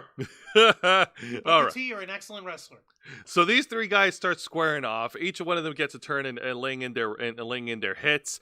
What's his face? We got a great spot over here where Joe Hendry he does, of course, his trademark moves. He does the fallaway slam on Trick Williams. He does that camera turn, which everyone loves. Yep, he strikes a pose. Strikes a pose. Yeah, no, it's really fun. And then during the match, Frankie Kazarian was at ringside for this. And then he tried to get involved, but then the referee ejected him from ringside. Cause fuck no, we're not having any more of that shit. Fuck. Yeah. And then later on in the match, we get an incredible Tower of Doom spot from all three guys, and all three guys are just wiped out. And then these guys started looking at each other in exhaustion. They started wailing each other with a bunch of right-hand strikes, all three of them at once. And then, what's his face? And then we get a really cool reversal spot here. Joe Hendry tries to go for the standing ovation, but Trick Williams was able to do a backflip to reverse it, and then hit a spinning roundhouse kick, which is cool. Really good athleticism right there. Oh no! Yeah. And then Trick Williams was knocked out at ringside, and all that was left was Mike Santana and Joe Hendry. Joe Hendry, of course, was on his feet, and Mike Santana was beaten down to a pulp, not a bloody pulp, but to a pulp. And then Mike Santana hits his fiery comeback. He hits the rolling buck 50, and then finally he hits his finishing move spin, and he reverses the standing ovation, and he hits the spin the block on Joe Hendry. He goes for the cover. Trick Williams knocks out Mike Santana, throws his ass out of the ring, steals the pin to retain. You have got to be fucking kidding me. Your winner, and still the TNA World Champion, Trick Williams. Motherfucker! The nerve! The gall! The audacity! The absolute heelishness! How dare you, Trick Willie! No! Hey, Juan, I got a question for you. Yes? Can you dig that sucker? So you know I'm aiming for your nose. Oh, God. Cut it out. Oh, that looked like a roach. What the fuck is that? Oh, well. It's just a little thing of resin. Oh, okay. Well, don't do that. The color shade really fucking freaked me out. But yeah, Trick Williams wins. You gotta be fucking kidding me. How wrecked is this? And people are pissed off at this. Oh, They're yeah. pissed off at Jason Jane being TNA Knockouts World Champion. There's buzz all over the wrestling fans on social media saying that TNA is getting shafted out of this deal with WWE. AKA bitch boys! Little nerd boys who are freaking basement dwelling fucking fart knockers who don't know how fucking storytelling goes, who don't fucking get it. Yeah! You're supposed to be pissed that the outsider guy is still the world champion. That's the point! Yeah. Couldn't have said it better myself. No, you couldn't have. Well, don't validate it! Jesus! Ow, that's my knee. Anyway, so let's go ahead and now we're going to talk about this week's edition of TNA Impact, which was live this time. I don't know what city they were in. Hang on a minute. Let me see. Let me check TNA Impact Wiki. The way I said it, just TNA Impact Wiki. Okay. Give me a second here, folks. I got this. Yeah, see, exactly. Duh. You're right there, Mr. Quiggs. Like, you're supposed to get mad at that. That's the bad guy. Let me see. And Vicente, always like when the stats get posted on screen. WWE used to do that even for jobbers on Superstars. I know, right? That it was cool. It was something to give the presentation more of a. Oh my god, I'm actually gonna fucking say the words. It gave it a sports-based presentation. Hey!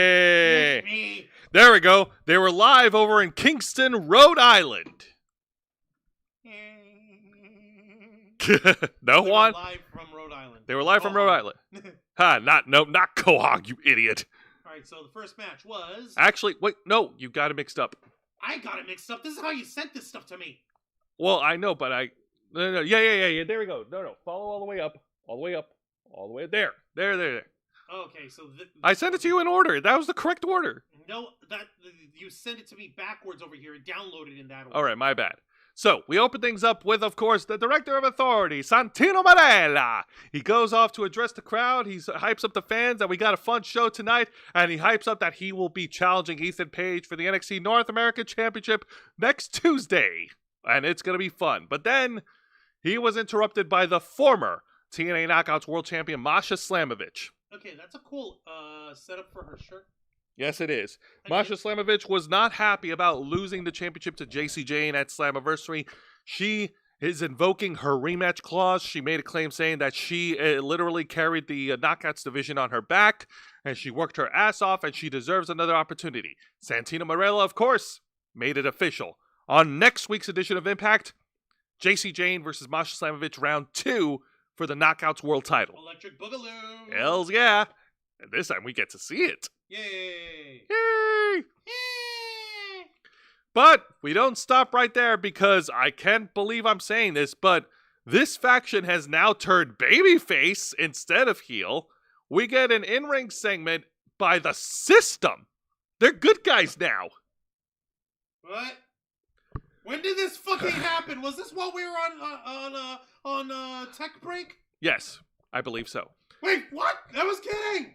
This is because the System has been ambushed and they have been feuding with Dark State from NXT, and they feel like NXT is trying to take over on their turf, so they're fighting back for the honor of total nonstop action wrestling. Oh, okay. So now these guys are like, oh no one gets like. Are they actually saying for the honor of TNA? Or yes. Look at them. They're wearing the colors of TNA, red and yellow. Listen, you're the System. You guys have been bad guys. Do you know what you do? What you fucking do is they're like, okay, these guys, this Dark State faction, they're trying to bulldoze TNA. It's just like the rest of NXT. We've got NXT invaders at our door, and you know what? Nobody's going to take over TNA but us. We're going to take it back from the Dark State, and we are going to make sure that TNA stays in the System. That you can do that while still being bad guys. Yeah, you're not really the bad guys in the situation, but you present yourself while still being heels. Yeah, it doesn't help that Moose was on the mic, and we all know how well he cuts a promo.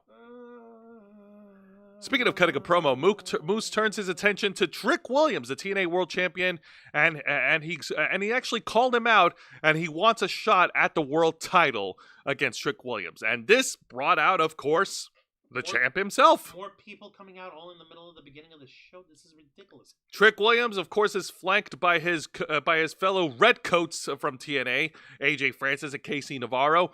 And Trick Williams actually talked trash to Moose, saying like, hey, let me get this straight. So you just competed at Slammiversary, and you got your ass kicked by Leon Slater. You lost the X Division title, and that means you get to challenge me for the world title? Boy, you must be stupid. Okay, okay, yeah, that does make sense. That does make sense. I'm sorry, like he's out of line, but he's right. Yeah, no. Trick Williams then continued to run down Moose, calling him a bobblehead, and he also kept calling himself Mr. Trick-N-A, how he's the face of TNA and all that stuff.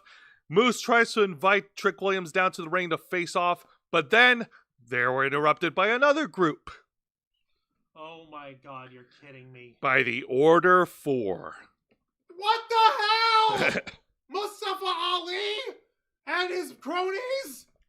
What the On TNA, what's happening? on Slammiversary, they had a fight between the Order 4 and the System. The Order 4 won that fight, and Mustafa Ali was in the middle of cutting a promo. And then afterwards, we get our time-honored tradition.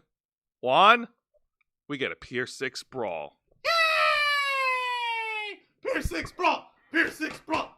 Pier 6 brawl! Pier 6 brawl! Woohoo! That's right. All the guys are jumping at each other while Trick and his gang are just watching from the entrance ramp. And it's funny to see them still fight during commercial break, because when they went to commercial break, mind you, they were live. It shows us like a far view of the ring, and they're still fighting. They're still fucking fighting. This is so fucking ridiculous. Did everyone just fight off, like fighting while leaving the ring area? Or Yeah. Is that how it went? For real? Yeah, for real. Well, if you're gonna start the show, start off with a bang or several bangs and lots of banging. You know, this works. Fucking whatever. This is the chaos of TNA that we're used to. Yeah, this is TNA as fuck. I'm sorry. It's like both in the best ways and in some of the worst ways. This opening segment was TNA as fuck. Of course. Oh Now- my fucking god. Now, the exciting match of the night, of course, goes to the Knockouts. All right. Wait. What? See, this is what I told you. What happened? See what happened here? All right. Well, all right. yeah, Go so- up there. There we go. Friggin' Goes over to the Knockouts division. Now, at Slammiversary, the Elegance brand were able to escape the Inspiration when they defended the Knockouts tag team titles, but now they got their hands full in a 6 knockout tag team match playa. Holla, holla, holla. Holla, holla, holla. The Elegance brand, represented by Ash and Heather by Elegance and that other person. Oh wow, you fucking forgot her name. I forgot it. I think it was like Meg. Yes, it was M by Elegance. Oh, yeah. Shut up, Meg. Ah. And they're facing off against Jessie McKay and Cassie Lee, the Inspiration, the former WWE Women's Tag Team Champions, God, and these two, they're back. and a mystery partner. Who was their mystery partner? Do we know? We have a picture. Oh, we do we? Yes, and you're going to be shocked to hear this. If this shit was freaking staying in place, in order. Yep, no, down, left, there. None other than the former WWE NXT superstar. She goes by Mara Sade, but her name was Jakara Jackson of the Metaphor. What? Yeah. Oh, she's now signed to TNA? Yes. All right, well, fucking okay. Yeah, okay. All right, so you got Jakara Jackson. Welcome to the Impact Zone. What the hell? Hey, man, good for her. At least she's not being misused in AEW. And, at least she's not, like, floundering, under the metaphor, so yeah. All right, so, how did this match go? All right, so this was a very, very fun match, and the bulk of the match goes to Mara Sade, who showed off a lot of her chops. Definitely her time away during the 30-day non-compete period for NXT wrestlers. Yeah. During the 30-day non-compete period, definitely did not rust her ring. That's not how ring rust works. Shut up! I know what I said. Yeah. Look at me channeling my inner angelisms. Yeah, you said it wrong. Did not rust her rings. Right, I know. continue, please. No. She was able to fight off against the Elegance brand. She hit some devastating drop kicks onto Heather by Elegance, and but the Elegance brand were able to fight back. They did some tag team work where where Ash by Elegance leaps off on the shoulders of M. And then she does her rarefied air onto Mara Sade, but Mara was able to kick out after 2. So that was cool. Yeah, no, that was cool. And then, of course, with a little help from the Inspiration were able to pick up the victory for their team. Your winners, the Inspiration and Jakara Jackson, a.k.a. Mara Sade. All right, congratulations, Mara Sade, not Mara Jade. But I'm glad to see that Jakara Jackson's got a place for herself. Let me see here, and I really am glad to see that we're getting some more shows of the Inspiration. I missed these girls. They were hilarious as fuck. They're still excellent wrestlers, no matter what. So yeah, and this works out just fine. And the Elegance brand, they're still being heels. Yeah, Meg just goes by M by Elegance, so yeah. Oh, shut up, Meg. She's not Meg, she's M. I know, I'm being a dork. It looks like the singer's name's Sade. Yeah, I saw that there, Matthew Coburn. How's it going, buddy? Welcome to Wrestle Rewind. Yay! She crossed the line. Yes, she did. All right, now let's get over to the exciting segment of the night. Yep, you got the right one. We got an in-ring promo segment from the newly crowned X Division champion, Leon Slater. Yay! Leon Slater opened up with an incredible promo. He opened up on how he fought a really great fight against Moose over at Slammiversary, and Moose, proving to be the better man, proving to be a real professional, after the match puts the championship around Leon Slater's waist out of respect. Respecting his game, respecting the man, respecting the name, and just respect. Yay! Leon Slater thanked Moose for that awesome match. He also talked about how excited he was that that former WWE champion AJ Styles showed up. Yo! And AJ Styles gave his seal of approval for Leon Slater. Yay! Yeah, it's awesome. Like, Leon Slater ran down all the names who defined the X Division. He ran down AJ Styles, Moose, Samoa Joe, Chris Sabin, Alex Shelley. Right? Fucking seriously. It was like the X Division and the Knockouts division of TNA Wrestling were, and still are to this day, some of the highlights of the professional wrestling presentation that TNA has been able to cultivate over the last 20 years. And say what you want about how the business is run, say what you want about some of the gimmicks and shit, because we've said plenty already, but you can't deny X Division is where it's at when it comes to TNA. And then afterwards, he was joined by the newly crowned TNA World Tag Team Champions, the Hardy Boys, Matt and Jeff Hardy.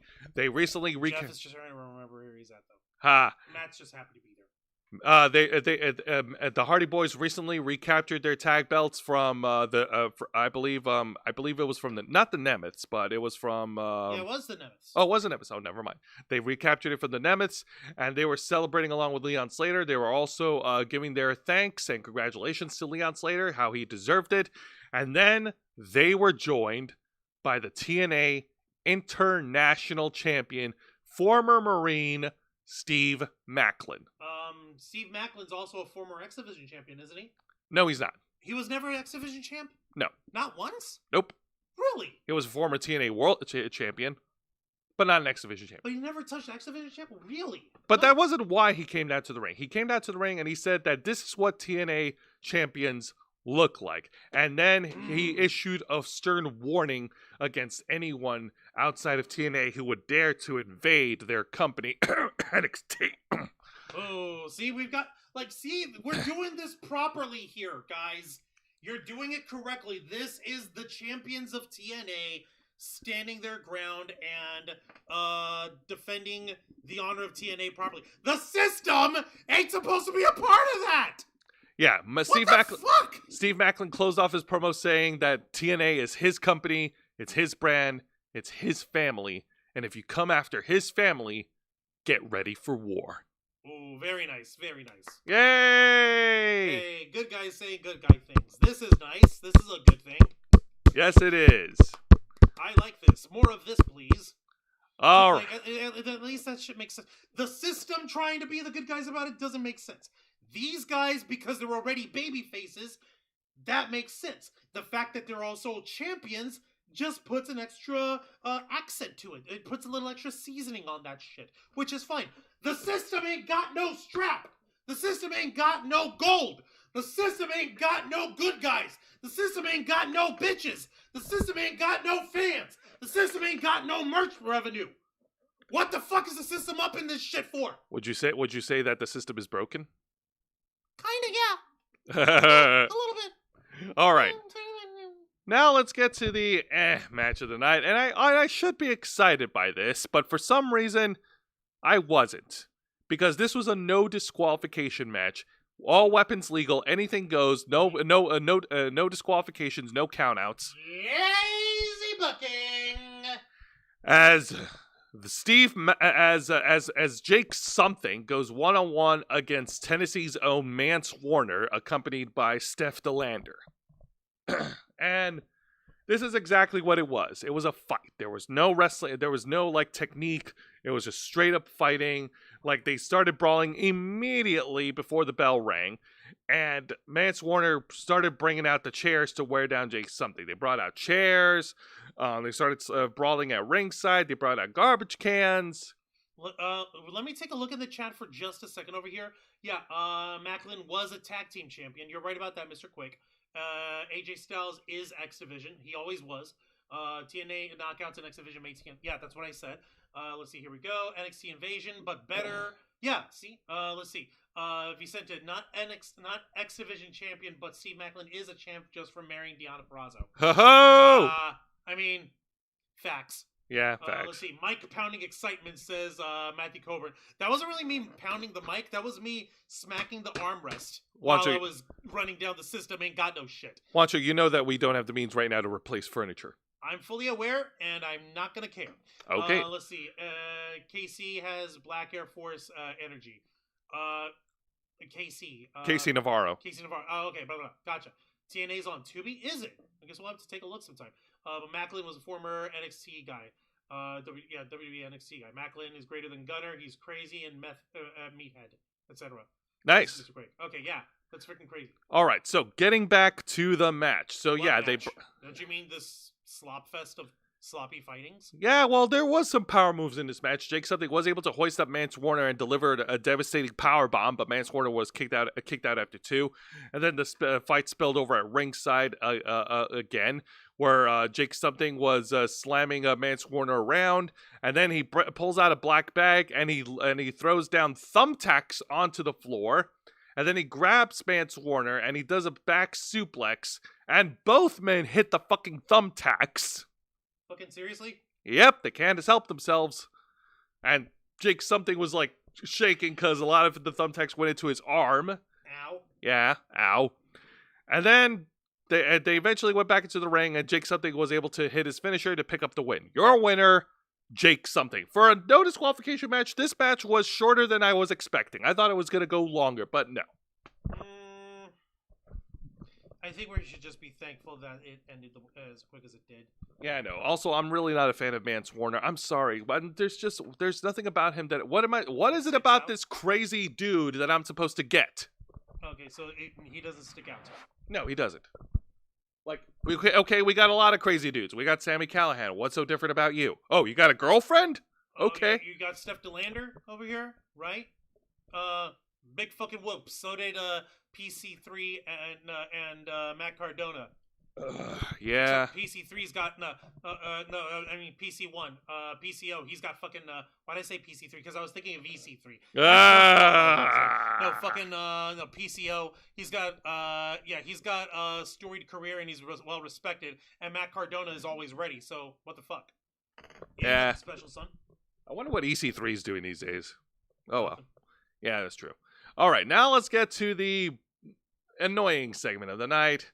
Don't tell me. It's a rinse and repeat segment featuring our champ, JC Jane again. Okay, so she came out to TNA and she gave a similar haha fuck you, I'm the champ. Pretty much, and she also tried to talk about and highlight the Knockouts division, how she has respect for the Knockouts division, and then she ran down the names of all the Knockouts, and she took cheap shots on each and every one of them. One in particular, she calls out Xia Li, aka Lei Ying Li, and she says, "Honey, let me give you some professional advice. Just stick to MMA, and don't wrestle." Excuse me? Yeah. JC Jane, you're just getting started. You got no room to talk, woman. It's pretty much the same heel promo, but without the interruptions and without the inner turmoil between her and her friends. Yeah, no, Fatal Influence didn't get the plane ticket to Rhode Island. Yeah, actually no, they were there. Wait, Fatal Influence was there? Yes, they were there. But they didn't do any like they didn't do any like tension or shit between them like what happened on NXT. You know what I mean? Come on. Yeah, like dude, come on, keep the story going. Yeah, for real. What the fuck? But anyways, yeah, no, like you take those away and it's just another heel promo. His eyes are like shark eyes, a doll's eyes. Matthew Cobra was talking about Mance Warner Yeah, still fuck them. earlier. Dork. All right, now let's get to the main event. And folks, I apologize if I'm losing my voice here. I'm doing the best I can. Okay. It's okay. Don't you still have water? I'm out of water. Okay, well that's a you problem. All right, so let's talk about the main event, and it's a one-on-one contest featuring Mike Santana versus the prestigious one, Joe Hendry. All right. So I'm not sure if there were any stakes to this. I'm not sure if they're competing for a number one contendership. Yeah, it didn't say number one contendership, and they didn't say it tonight. No, they did not. But these two men competed at Slammiversary, and now they're going to be facing off against each other, and they did. Actually, one of the things that happened, like earlier, like in the evening, was that they had freaking Kazarian at ringside, but then the commentator team, including freaking Matthew Raywald, they told him to get the fuck out of there. Okay, Rainwald's the heel color commentator, And he's telling Kaz to get out. and he's telling the heel to get out. Yes, and then when we went to commercial break, we saw like the security team like escorting Kazarian out of there. That was so funny. You're fucking kidding me. No, I'm not kidding. And then they had their match, Joe Hendry versus Mike Santana, and they started off with some amateur wrestling. They started off by doing like a bunch of headlock takedowns and a bunch of like arm drags and everything, trying to feel each other out for the first couple minutes. And then they started wailing each other. Then they started stepping up their wailing on each other and stepping up their game, hitting a bunch of their signature moves. Joe Hendry, of course, hits his fallaway slam, and he does the camera zoom in again. And then he gets the crowd stomping and gets the crowd fired up. Yep. Hell yeah, I gotta love that stuff. Mike Santana, of course, opened up his own flurry of offense, and he was able to catch Joe Hendry with the rolling buck 50, which is awesome. Very nice. Yeah. And and in the final seconds of the match, Joe Hendry tried to go for the standing ovation, and then there was a couple of near falls. Like Joe Hendry rolls up Mike Santana for the pin. Mike Santana was able to reverse it, and then he rolls up Joe Hendry to pin and win. Your winner, Mike Santana. Shit. Now, for the longest little time over here, the last couple of weeks, we've been noticing that Joe Hendry has, at least according to Zay's observations, has been skewing to the dark side a little bit. He looked a little bit more bitter, or a little bit more Detached? Yeah, detached, a little heelish or whatever, in the way he Carries himself, yeah. But not at the end of this match, he just fucking shook Santana's hand and raised his arm, and they fucking did sportsmanship and shit. Yeah. Like, so what is it that is he gonna turn heel, or did they change their mind, or? Well, who's to say? But their next big pay-per-view event is Bound for Glory, and it looks like Mike Santana might be building momentum to challenge Trick Williams for the TNA World Title. As for Joe Hendry, unfortunately, the future is uncertain for him. God dang it! You're not going to start crying on me, are you? No, Okay, good. I'm not crying. What the fuck was that? So that was a dismissive snort. There's tears on your eyes. No, there isn't. My eyeball's sweaty. Fuck off, Juan. You are crying. Everyone shut up. Juan is crying. Fuck you. All right, Juan, ring the bell. Don't mind if I do. All right, so final thoughts on this week's TNA Impact. Great opening segment. Like, I like how every group was interrupting each other. Like, sure. Instead of a promo train, it was like a promo group train, which was funny. And it wasn't everyone back and lining up to talk in a row, and it wasn't like the women who did it in Evolution, that they come in and they interrupt each other over and over and over. Nothing like that. It's like each one of these factions had their fucking say. Yeah, exactly. I'm happy to see Jakara Jackson wrestling again. I really did enjoy her work in the Meta-4 while she was wrestling in NXT. I was saddened to hear that she was released from WWE, but I'm happy to hear that she's bounced back in TNA, and it was really great as the mystery tag partner for the Inspiration. I wish the hardcore match went a little bit longer. I kind of felt deflated when they cut it short, but it is what it is, so can't really help with that. And I like the promo with Leon Slater, the Hardy Boys, and what's his face, and Steve Macklin. Like, the battle line is now drawn, and they will defend TNA from any invaders. But what about the system, Jose? Oh God. They're the ones who are declaring war. I like your clothes, man. Way to represent the colors. Yeah, it's yeah, you're doing things. Also, Mike Santana versus Joe Hendry was an instant classic, an incredible TNA match. Love to see it. Very nice, very nice. Now, this week's edition of AEW Dynamite, gotta be honest, was actually really good. The shit with Adam Page was logical. Thank you. Thank you for some logic. Yes. Thank you very much. More of this, please.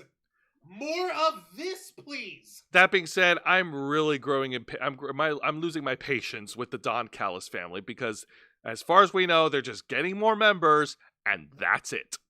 Where's the direction? Where is this going? It would actually be funny. It would not funny, but like it would actually be surprising or shocking if the Death Riders went in and did something. They were going to try to do something heinous, but the Don Callis family just goes in, and all 10 of them decide to jump these 4 or 5 guys, and Marina Shafir gets like dragged away by Don Callis himself or whatever because he's a chicken shit carny. But the point is, like, it because it's clearly a 2-to-1 advantage between the Don Callis family and the Death Riders, and having each one of them be 2-on-1 beaten down. And when you have the little guys down, Moxley's the last guy. Then you have all 10 of these guys beat Moxley down and make him look bloody and have him look all bloody. Juan, with respect, that sounds like a good idea, but that makes too much sense. Ah! Anyways, so yeah, apart from that, great show. Tony Storm once again pulling off an incredible wrestling match against Billy Starks, really taking the girl to work. Awesome show of Dynamite. Now, this week's edition of NXT, where they went over to Houston, Texas. Also a great show. I love the opening match. I didn't like the fucking finish because that didn't make any sense. The promo segments in the ring were funny. Were fun to watch. Ethan Page unveiling the Canadian strap for the North American title. That was funny. That's always fun. Like doing the national shit. Like, okay, we found it funny when MJF was trying to do the America guy. We found it funny with Lance Storm doing the Canadian shit back in the day. And he's evil, and like, oh, how dare they? This is fine. This is par for the fucking course. Of course. The Undertaker showing up, of course, that was really cool. I'll always pop for The Undertaker. It was just a drive. It was just a quick drive for him. You don't give a damn. Yeah. And then everything else was... I don't even need the cash. Give it to the boys. Everything else was fun. Jasper Troy versus Ricky Saints was definitely a hard banger to watch. And the triple threat match for the NXT Championship, of course, stole the show. Great main event. Love it. All right. Yeah, like, I hope you'll pardon, because it feels like parts of the TNA Championship invasion stealing things was kind of overshadowing the fact that Obafemi's still NXT champion. So I hope you'll excuse me. I'm glad that we're trying to shift some focus back. But it feels like Obafemi is taking a back seat. Yeah. Yeah. Because we've got the cross-promotional invasion. Yeah. And it's a soft invasion still. It's not like, oh, hey, NXT versus TNA at Survivor Series. Oh my God, they're going to do it at Survivor Series, aren't they?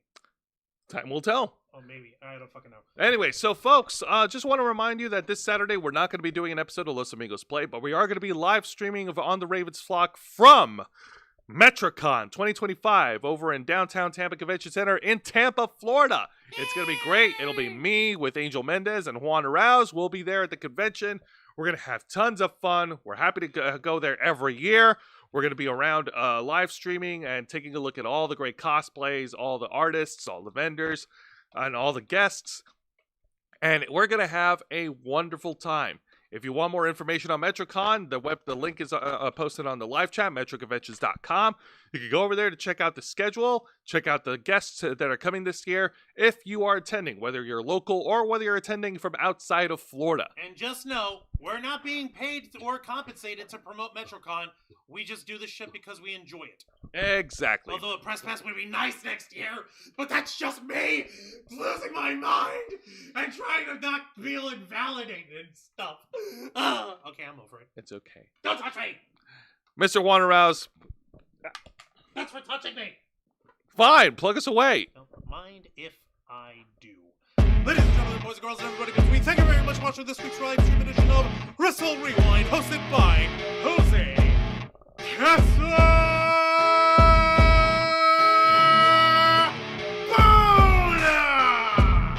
As he reviews for you the best and the worst of three of the most exciting professional wrestling programs in North America today: WWE's NXT, AEW Dynamite, and TNA Impact. Step into the ring every Thursday night at 10 p.m. Eastern Time, live, simulcasted on YouTube and Kick. Hit the subscribe and follow button, ring the notification bell, stay up to date on all of our content. Become an nerd vlogger by hitting the join button. And until next time, continue to follow us on Facebook.com/TheRavensVlog, Twitter.com/TheRavensVlog13, Instagram.com/TheRavensVlog Kick.com/TheRavensVlog, and of course, remember to hit the subscribe and ring that notification bell right here on our flagship platform, YouTube.com/TheRavensVlog. Humble home, humble black files, while something will play, Wrestle Rewind, and The Ravens Floor. All right, folks, thank you very much for tuning in to another exciting live edition of Wrestle Rewind.